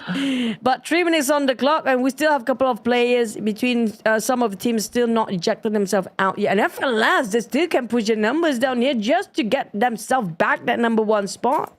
Yeah, and the last we saw, there was 1 extraction point somewhere in the middle, which 1 member of the side of nongYing has been able to book out from. I wonder if that's still left available. Meanwhile, HLV casually distributing what they've got, and of course they're definitely brewing something over onto this tiny little shack. HLV, happy days for them. The only reason why we're looking at a negative total earnings is because all the loot's are on the floor being exchanged, and of course they also lost out 1 member in the form of Genie's boy.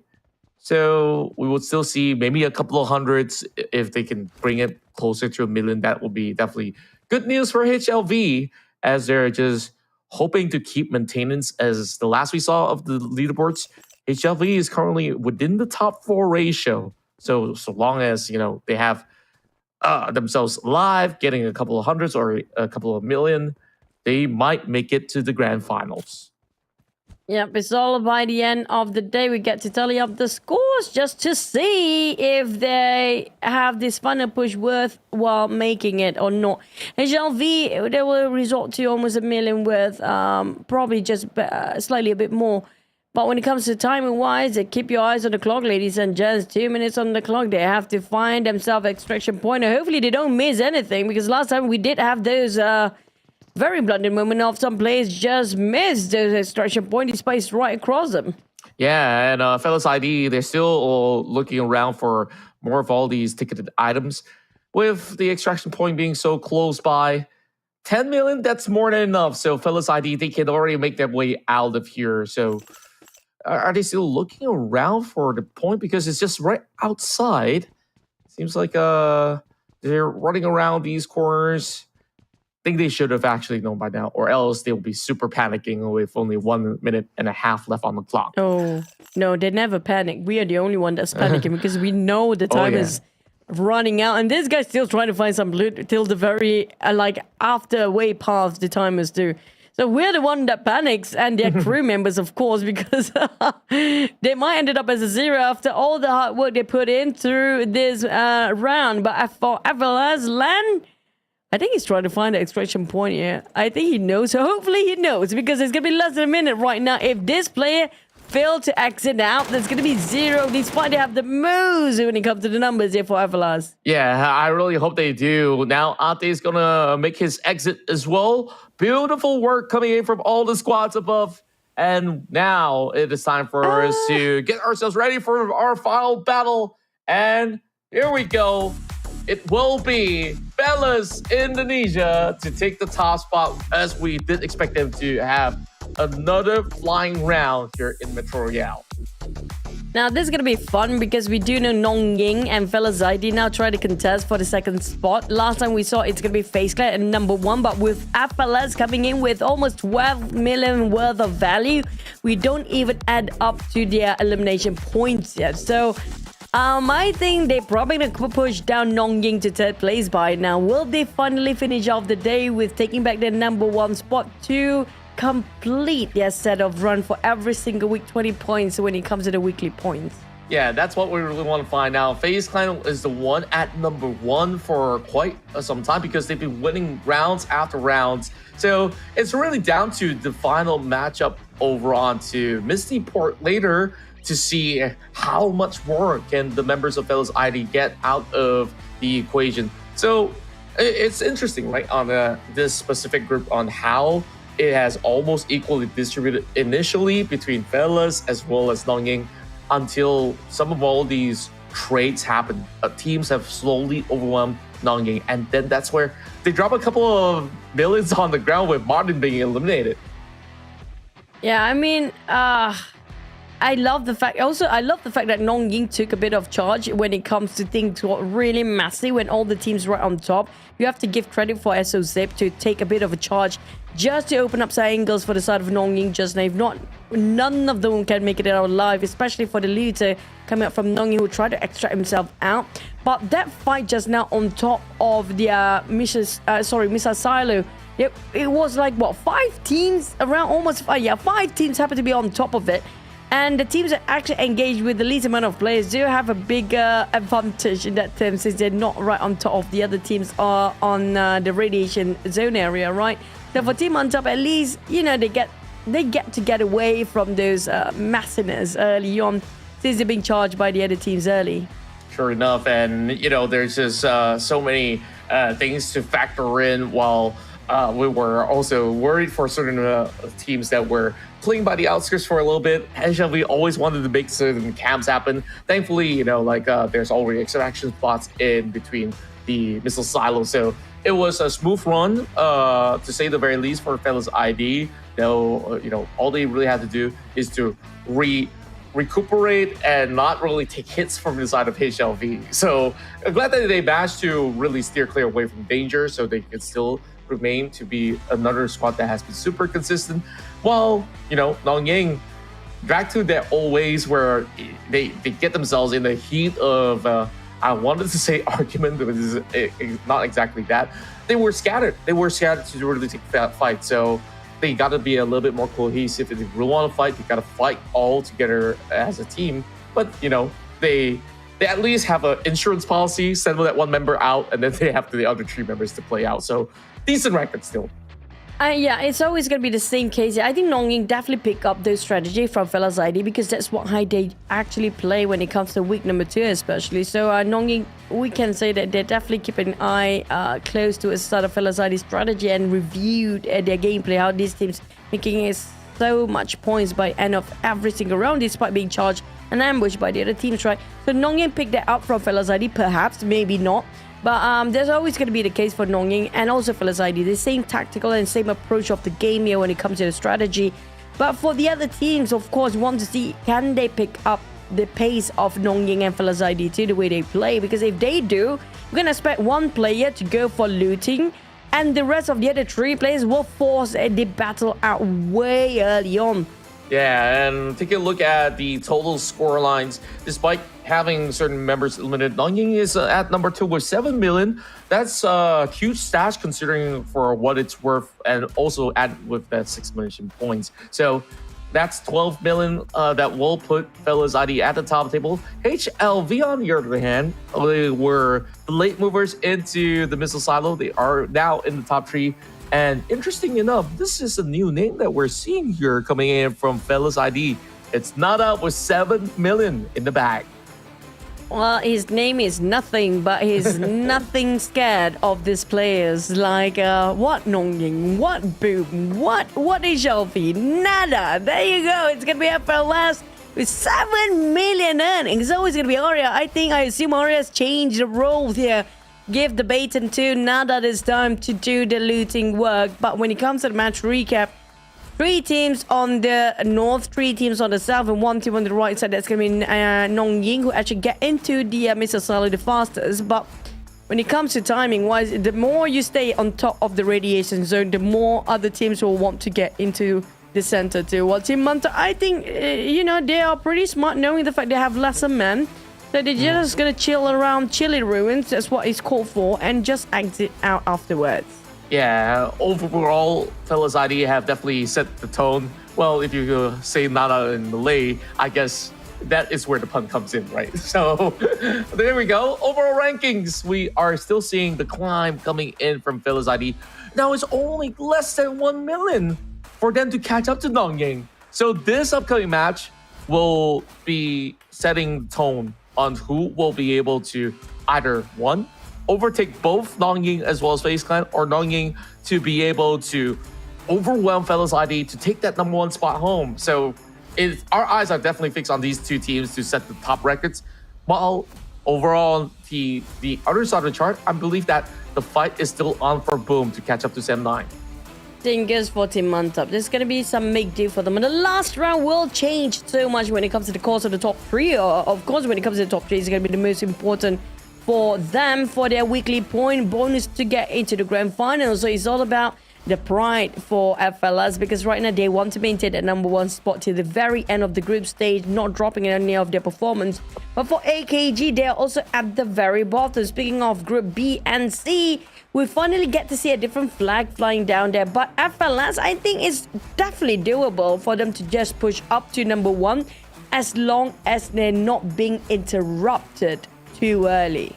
Yeah, FaZe Clan, they can only watch and see what happens from here on. But no matter what it is for FaZe Clan, I think even from the past couple of weeks, they've been really setting a decent tone onto how they've been able to be very consistent. But you know what? I guess we have to set the tone for ourselves because we got the airdrop carnival on your screen.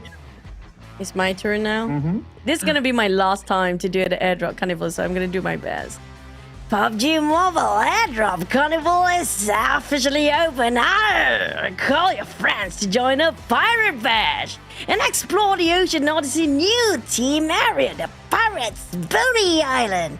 Collect airdrop tokens and head to Airdrop Carnival in-game event and upgrade your airdrop rate to level 5 for a guaranteed set or emote of your choice. So have a great day. And we have the Galeria Exude, an advanced upgradable MG3 that is now available in store till the 30th of September. Join the event and unlock coupons and limited outfits awards from August all the way till the end of September. The first spin is always at 10 UC, so you can spend 10 UC per day with only and save a whole lot of money and be installed and be absolutely beautiful. Definitely not a scammer. I believe you're going to.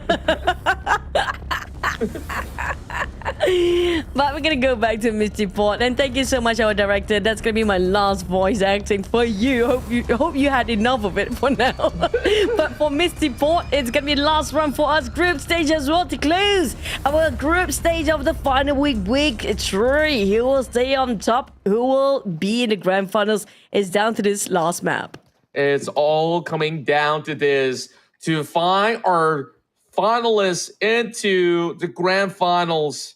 Team Mantap starting it's pretty strong, found themselves an orb as well as a couple of these crates. Now taking a look at this situation, Team Mantap will be smack in between fellas, HLV as well as nongYing. So that is definitely interesting. But take a look at Boom ID. They have plenty of space to work with for them to dash right into the mine warehouse. So this could be a very smooth area to play things out.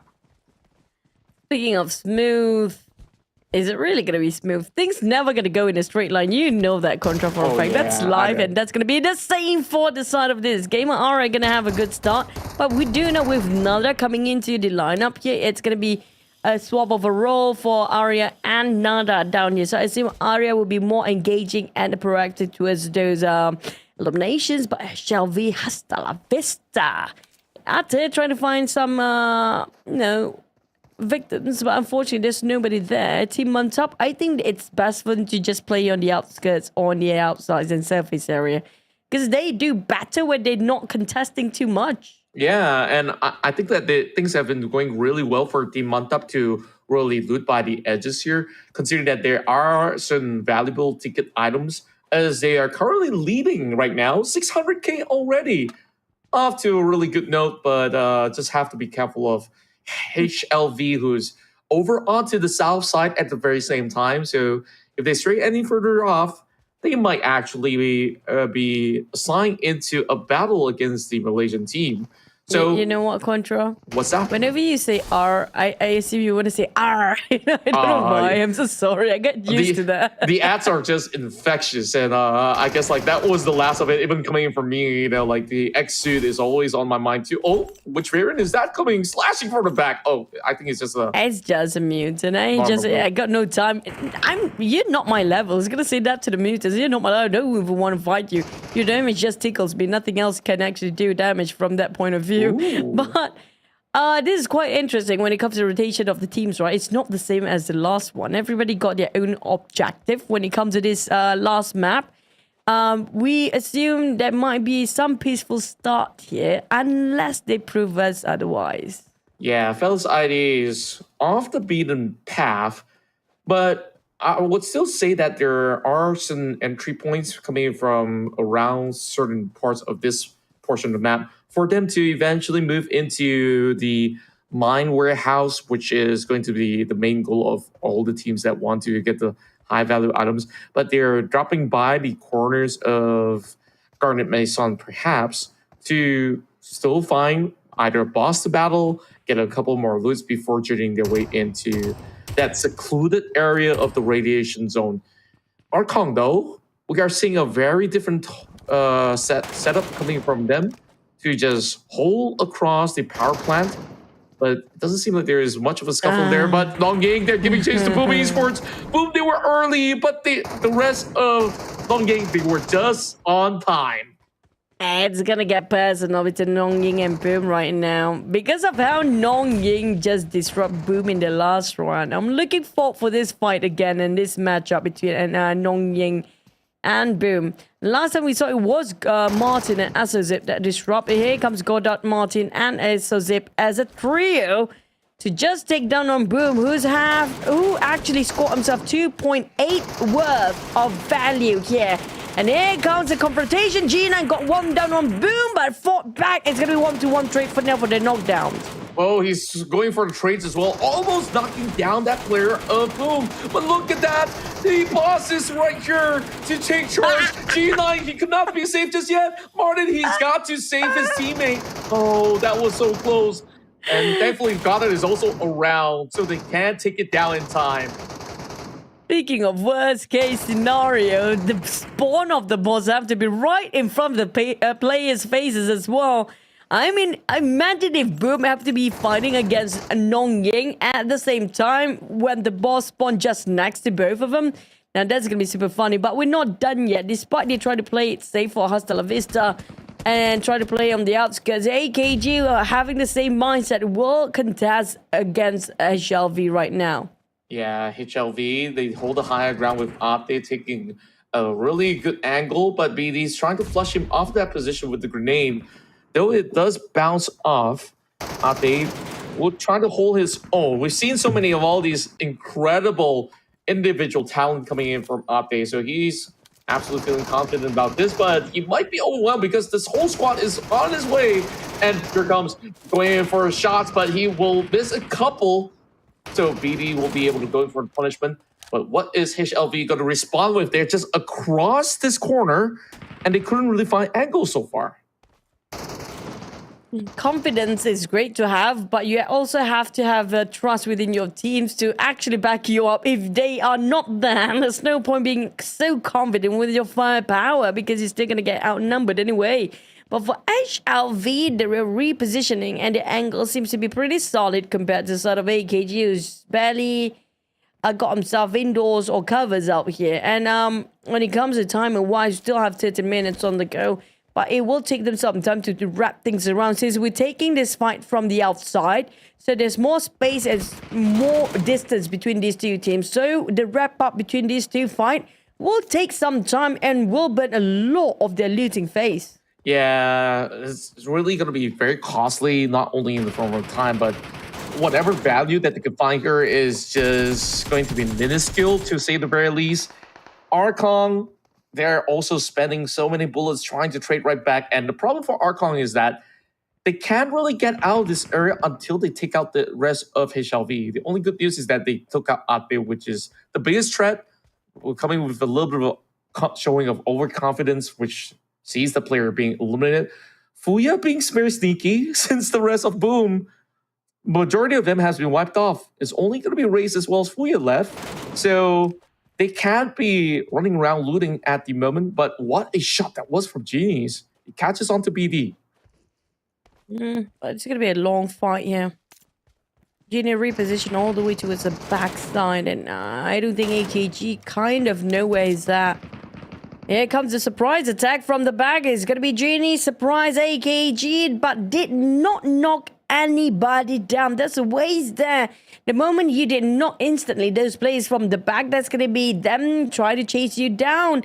For GD Boys, now is hide or be gone forever because it's going to be their last run of the day. We have only 12 more minutes on the clock while nongYing still scored the most out of all the teams. Look at how Team Mantap plays it. You know, they're being smart. You don't want to be part of any scuffle or any maths. And look how much you can actually gain just by looting up. Yeah, while everybody is keeping themselves busy trying to take up fights, the Mantap are slowly and steadily overtaking the rest of these squads.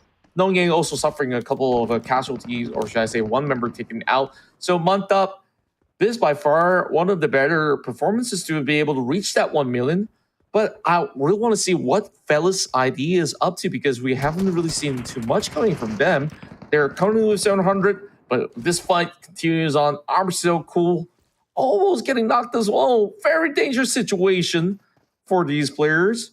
HLV will have to go in for the revive. So AKG, despite taking these mid to long range battle, they are actually slowly and surely winning the trade.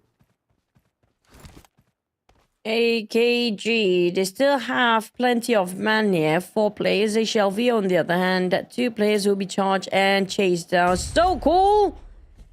So cool. Can he actually pull out a cool flashy ending against HLV? Well, HLV do have a shot at taking them down. It's a good fight and it's a good trade-off, but GD Boy is a bit too far to give some cover fire from the back and a bit too late for the rescue mission too, but it's still doable as long as he got himself some troubles. That's doable. 5 smokes to just revive on his members, which could be him. And HLV surrounded by AKG. Oh, this is going to be the fight that we talked about here. Wasting so much of their time. 20 more minutes, which means it's going to be 10 more minutes left for the loot phase. And they barely got anything in their bag. Yeah, they just burn out all this time. Only with 10 more minutes to actually stash up whatever they could. So I think it's wise right now for these two to eventually part ways. Well, you know, I was thinking of a joke where if Armstrong could have a brother, probably the name would be Lick So Hot. Sorry, What? it's a bad one. It's a really bad joke. Yeah, leg so hot is nice too. I mean, leg so warm and leg so hot, leg so long. Which one, whatever you want to feel like doing it. It's punnable names, so yeah. But Monkey. Basically, it's Monkey. I don't know if you can put a pun on top of his name too, but AKG definitely not having fun here. While they are taking all these eliminations away, they're wasting so much time with the looting phase. And HLV down to 1 player, Ginny. I think Ginny just resolved to taking some loot right on top of where they were fighting against just now.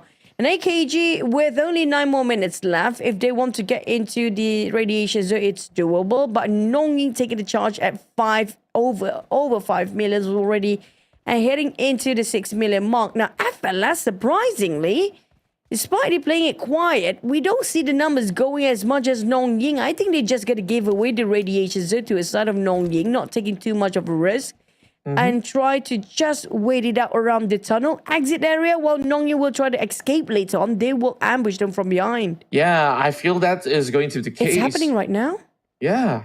And nongYing, Okay. Martin, does he know that there's going to be a Raze hiding on that very corner? His arm is actually jutting out, if you did notice. And Martin is just next to him. He does not know. There's 2 of these members. Oh no, nongYing. You gotta turn around. You gotta check. Goddard. He's not taking notice just yet. He's just gonna let the rest of these members of nongYing pass. I think there is a trap being set up here. And Raze, he's going for the catch. It's gonna be Goddard down on the ground. Marty now will be on higher alert, but that player won't be eliminated. One massive takedown from Raze to turn the tides around. And that's what Boom has been waiting for. They've been hiding on those corners for the longest time because they were late into looting that mine area. Yeah, they did this. They definitely, like, nongYing did this before to its Boom, if I'm not mistaken, and now they get to hit them back. Like, how Karma gonna do it, like, against nongYing? And the tunnel is so dark. There's so many corners for you to hide, and the players can't see the name tag like we do, so there's definitely no clue or whatsoever information that's lurking around the corners of these tunnels. So that's why nongYing is always super cautious when it comes to getting out of the radiation zone for this particular reason. Same goes for Boom, because they've been playing other teams like this, how they're doing here right now. Yeah, all they have to do is just buy time just to loot up from Goddard, and they should be well on their way out while zoning off the entirety of Boom Esports completely. So consider that there's not too many losses involved. But the problem is, nongYing, they only have 2 members left. I see Arya's name somewhere through the tunnel. Is this going to be a second setup? Oh, fellas ID. Arya. He's going to be waiting. Got it. They need to take notice of this. Oh, there we go. The strikes onto Esso. And nongYing, they might walk away with no points. Oh. And shots perfectly landed onto Martin. Martin's got to keep himself safe. They already used so many smokes. They managed to trade right back. Thankfully, he clips onto Arya. So that is going to be that saving grace. Oh, he's a hero. Oh man, for nongYing, I feel so bad for them. Left, right, and center. There's going to be always one team trying to take them down. They already lost 2 members against Boom just now, and now they have to fight against FLS next. And Aria, there's no backup here. If only Aria can have another sharpshooter for the backup fires, they can actually just steal away nongYing values of plays. And when it comes to nongYing, they were at the most of valuable lists just now, dropped down all the way towards the 4th place. Yeah, and look at this. Such a late approach coming from Fellas ID. They are pulling off the craziest plan of a heist, where they are now slightly ahead of all these members of nongYing, or should I say, definitely ahead, because nongYing, they got crumbled down by Boom Esports, while Arkong slowly loots from the outskirts and find themselves 1 million. It's all about who survives to tell the tale here in the tunnel passage. Raze is still holding out. Does Fellas knows, because Aria, he was limping early on, and they have that trait going through. So Fellas on high alert. Pram, his head was jutting out. Raze, he's gonna lock his angles right there. There you go. Beautiful shots connecting. It's all about execution, and Pram bleeding out, but managed to reset himself. Plenty of healables right now. 4 minutes on the clock. Now it's going to be all about the time. Yeah, the battle, real battle is against the time. Now, regardless of no matter how much they actually score themselves in these eliminations and also on top of this tunnel, but if none of them manage to secure any extraction point, it's going to be a trouble brewing up for them. The only team will win this is going to be Team Mantap, perhaps. Yeah, it might just actually be Mantap, or perhaps even Arkong, who's on the outskirts, who's got 1.6k right now at this moment. So it's really down to this duel. How long is Raze willing to wait? He's really locking out the rest of Fellas from doing anything at all. But no matter what the cost is, they will have to push through. And now they will. 3 minutes, 50 over seconds remaining. And I see another squad on that further end. I believe that to be in blue. Actually, no, that's always Pram. So it's still these 2 teams. Aria, I'm just surprised that he managed to stay alive, because earlier nongYing managed to knock him down. So good recovery from the side of Fellas. This 2.8 million might still dwindle to nothing if they don't get out of this place. Yep. Finding the green smokes of extraction point will be the best feeling ever for the players here right now. But unfortunately, it's going to be a standoff still on top of this tunnel. And Boom Puya is still not willing to give it away. Aria right on top of the cross there.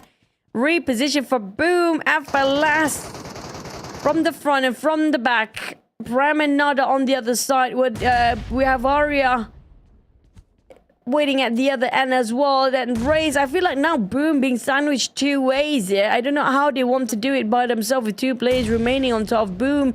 But Pram will knock down to only 50% of HP. Boom have to get out. I mean, now they're being gatekept instead. Yeah, this is so awkward. I mean, if Fellas really want to wrap it up quickly, they could just have these 2-2 split that will be pushing all together to just wrap things up. Arkong, they already got 1.5 M, so they're going to book out of this one. Shots now being fired towards members of Boom, and they managed to actually find a catch onto land. This is going to be a tough ordeal. Boom, they need to get out of here. Same goes to Fellas. Honestly, Fellas, they don't really have to fight this one out. The remaining members should look for an exit already, but the Molotovs are stopping them on their tracks. Fuya is the only one left. The raid will be abandoned right now because there's not going to be enough time. Pram now tries to make a dash for it, steps onto the fire and flames. Fuya still trying to trade back.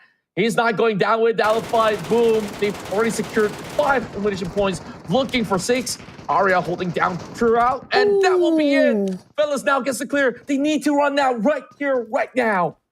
1 minute on the clock, 1 minute to the seconds to be exact. But when it comes to numbers wise, they dropped plenty of the numbers down there. Last time we saw they had more. And nongYing, unfortunately, well, at least they don't go empty-handed. But that means that they will not take away that #1 spot since FLS on the rise down. Remember the last time we hit the numbers for overall rankings. FLS, if they score more than 5 million, it's an absolute certain that they will take away the first place again when it comes to the final week. Yeah, they managed to regain that 6 million through all these crates, but they need to get out of here. 1 minute left. I'm concerned for fellas. They're still pretty far away. They're still looking for stash. 50 seconds. They just got to book out. I mean, they should know by now. With 6 million in their pockets, that's good about enough for them to be that #1 team. So all about getting over onto this lane. Come on, Prab, you don't have time. You just got to keep moving. 30 seconds. Do we have Molotovs? I mean... Ooh, this is tight. Oh, this is going to be really hard. No. 20 seconds. I don't know how far the extraction point from where they stand, but I just hope the moment they pop their heads out towards the exit here, there's going to be one. Because 50 seconds left here. And where's the extraction point? It's so far off. Oh, no. It's too far. It's going to be not enough time. That's it. It's gone. All the points gone for FLS. It's nothing by the end of the day. That's it. Woo! Oh, no. It's just so heartbreaking. Fellas, they could have actually used this round to try to overtake members of FaZe Clan. They saw the smoke, but this is going to be the end of it. It's already past the 10-minute point. And with that being said, despite all the effort, despite the elimination, despite the 6 million, it goes down the drain. And that can only mean one thing, Choo Choo. It's Arkong at #1. Oh, in this map, of course, but when it comes to the overalls, FLS, they ended up with a 0. It means FaZe Clan will break their streak of every single week at #1 spot. Oh my god, FLS, what a blunder when it comes to the time in the very last minute. If only they just stopped looting just now and just trying to go for the extra 20 seconds to find the extraction point. It ended up as a 0 run. That's going to be a rare sight, but it's FLS happened to be in the spot of the other teams always have this blunder too. And like, it's a rare scene, but hey, FLS did it once too, you know? Yeah. And they were just about 1 minute off. So it is going to be Arkong there that actually wins by bagging that 1.5 million. So they played it smart. They played on the outskirts. And who would have actually thought out of all these names, it was going to be Arkong to be able to stash the final win out there. So kudos to them, you know, like they get themselves some good, healthy amount of points. But and that was worth, but wait, that was almost worth 10 million that went down the drain for the side of FLS. It's painful to watch at that point. And all three of them didn't manage to that was like what? Around 20 meters, less than 20 meters apart from an extraction point. They finally get to see that green smoke. They thought that they had one on top of the exit point of the tunnel. Just now they popped the smoke straight off. Mm-hmm. It caused them to, I don't know, did that smoke kind of cost them time too, just to find that green area of extraction point around that corner? Yeah, and you know, like most often than not, you will see players denying themselves by just using Molotovs or grenades. But the problem is, they already fought so long underneath the tunnel, so all these resources were depleted. There's no more grenades, there's no more Molotovs, so they had to make that walk of shame towards the extraction point. So it definitely was very, very heart-wrenching when it comes down to how things have actually resulted in such, where Boom was part of the casualty, nongYing was part of the casualty as well, and then we the last see, you know, fellas surviving but not really booking out. It's just tough. Sometimes these kind of things can happen when you go for those late game fights. So once again, Boom, timing is everything. Yeah. Boom. Thanks to Boom and thanks to nongYing, and things just went down the drain at the very last minute. Speaking of making things harsh for the end of our run in the group stage, what an ending here, what a wrap up we have for the last map of the entirety of the group stage before we head into the grand finals. That means things get really spiced up for the grand finals if they keep this going as well, Contra. Yeah, now it's time for us to really find out who actually makes the last minute cut. With Arkong winning this one, maybe they might have a chance. I don't know. But of course, we'll tabulate all of the results. But we asked for drama. We did manage to get a dramatic finish to actually end our run here in the group stages. It's been some excellent weeks that we've seen in terms of action from the qualifiers heading into the group stage. And now only 6 teams remain. So I guess for the record, there's about 3 names that we can be very certain of making it through to the finals. One such team is FaZe ID, although, you know, that dramatic ending probably hurt them a little bit, but they're still within probably the top spot. So other than that, FaZe Clan's looking really, really good this week. Of course, joining them, it probably could be nongYing as well. But who are the other 3 that you will expect to make it through? I mean, I don't know about nongYing personally because, nongYing, when it comes to the final week, they did great. But I don't know if their week 1 and week 2 performance will be enough, because last time I saw when it comes to week number 1, it wasn't that great, right? They're at the very bottom, so when it comes to the weekly points, it's not going to be as much. Week 2, not really the best yet, but kind of balanced out. This is the best week for nongYing here when it comes to final week. So you talked about FaZe Clan, nongYing, and possibly nongYing, right? And of course, FaZe ID. Don't forget about Boom. Boom, when it comes, Boom and Sun 9.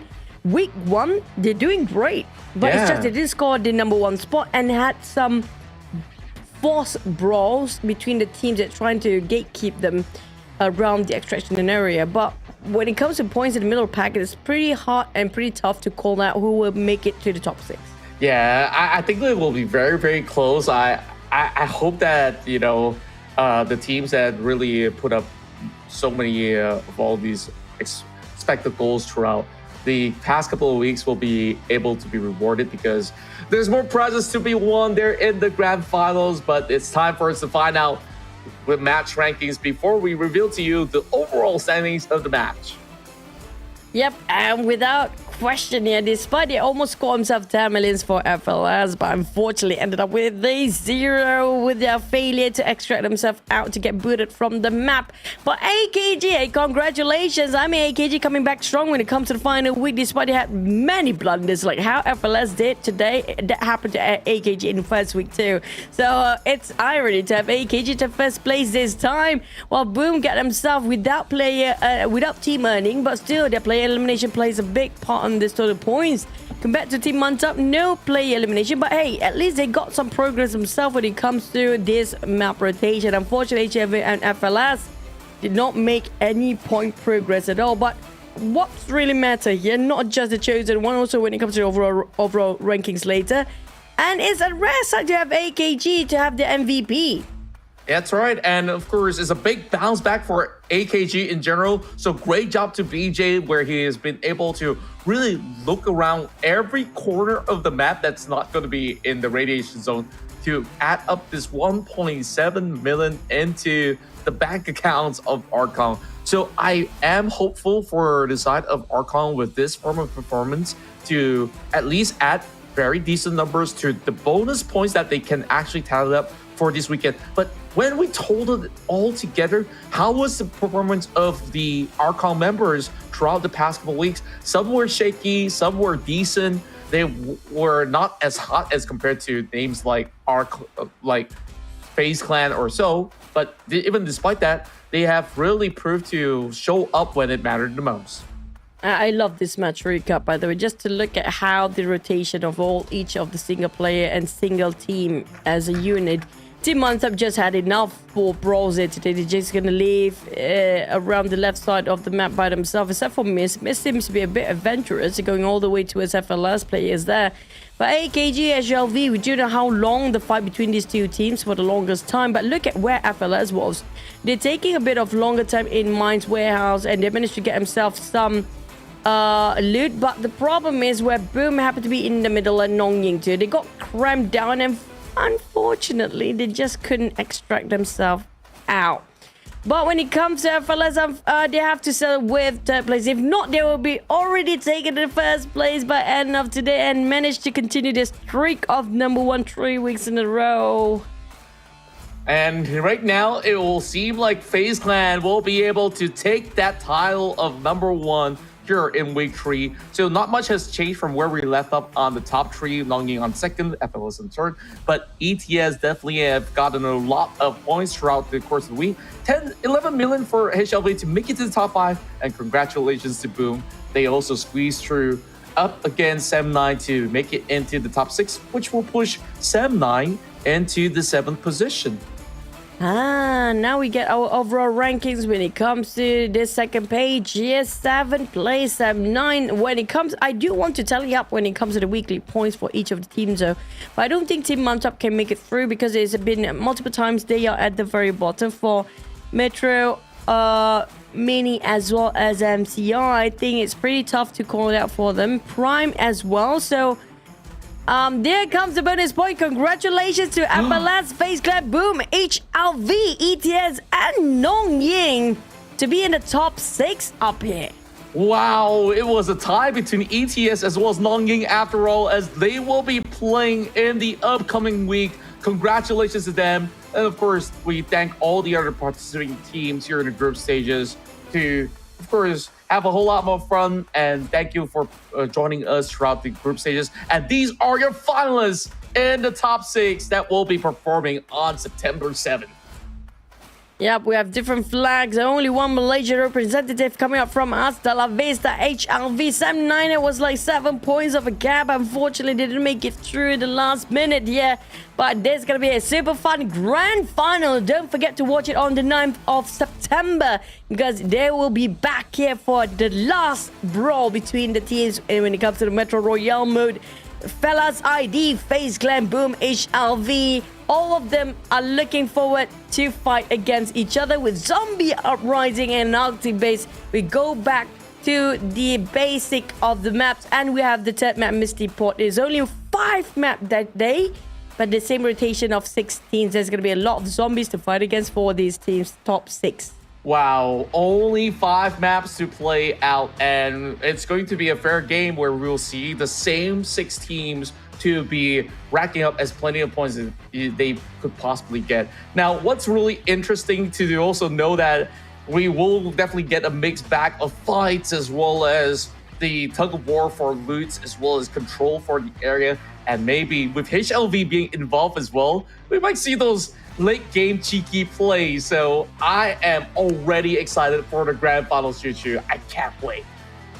Yep, of course, we're going to have to wait and see if, especially when it comes to the final week progress, right? We'll get to see some contention for Fellas ID. So definitely going to be a super roundy run. It's so many ways to play Metro Royale. I do want to see if they pull out any secret strategy when it comes to the grand final. Would there be some new approach into the Metro Royale mode as well, coming up from the creativity of the players and teams itself? Yeah, that's what we all are looking forward to see. And of course, you guys will have to mark their calendars because it will be happening over on the course of the next weekend, as we can't wait to see who will be the champions of Metro Royale, the first ever champion. So it could be from Thailand, Indonesia, Malaysia. So of course, with that being said, it's Contra Choo signing out, and we'll see you guys in the grand finals.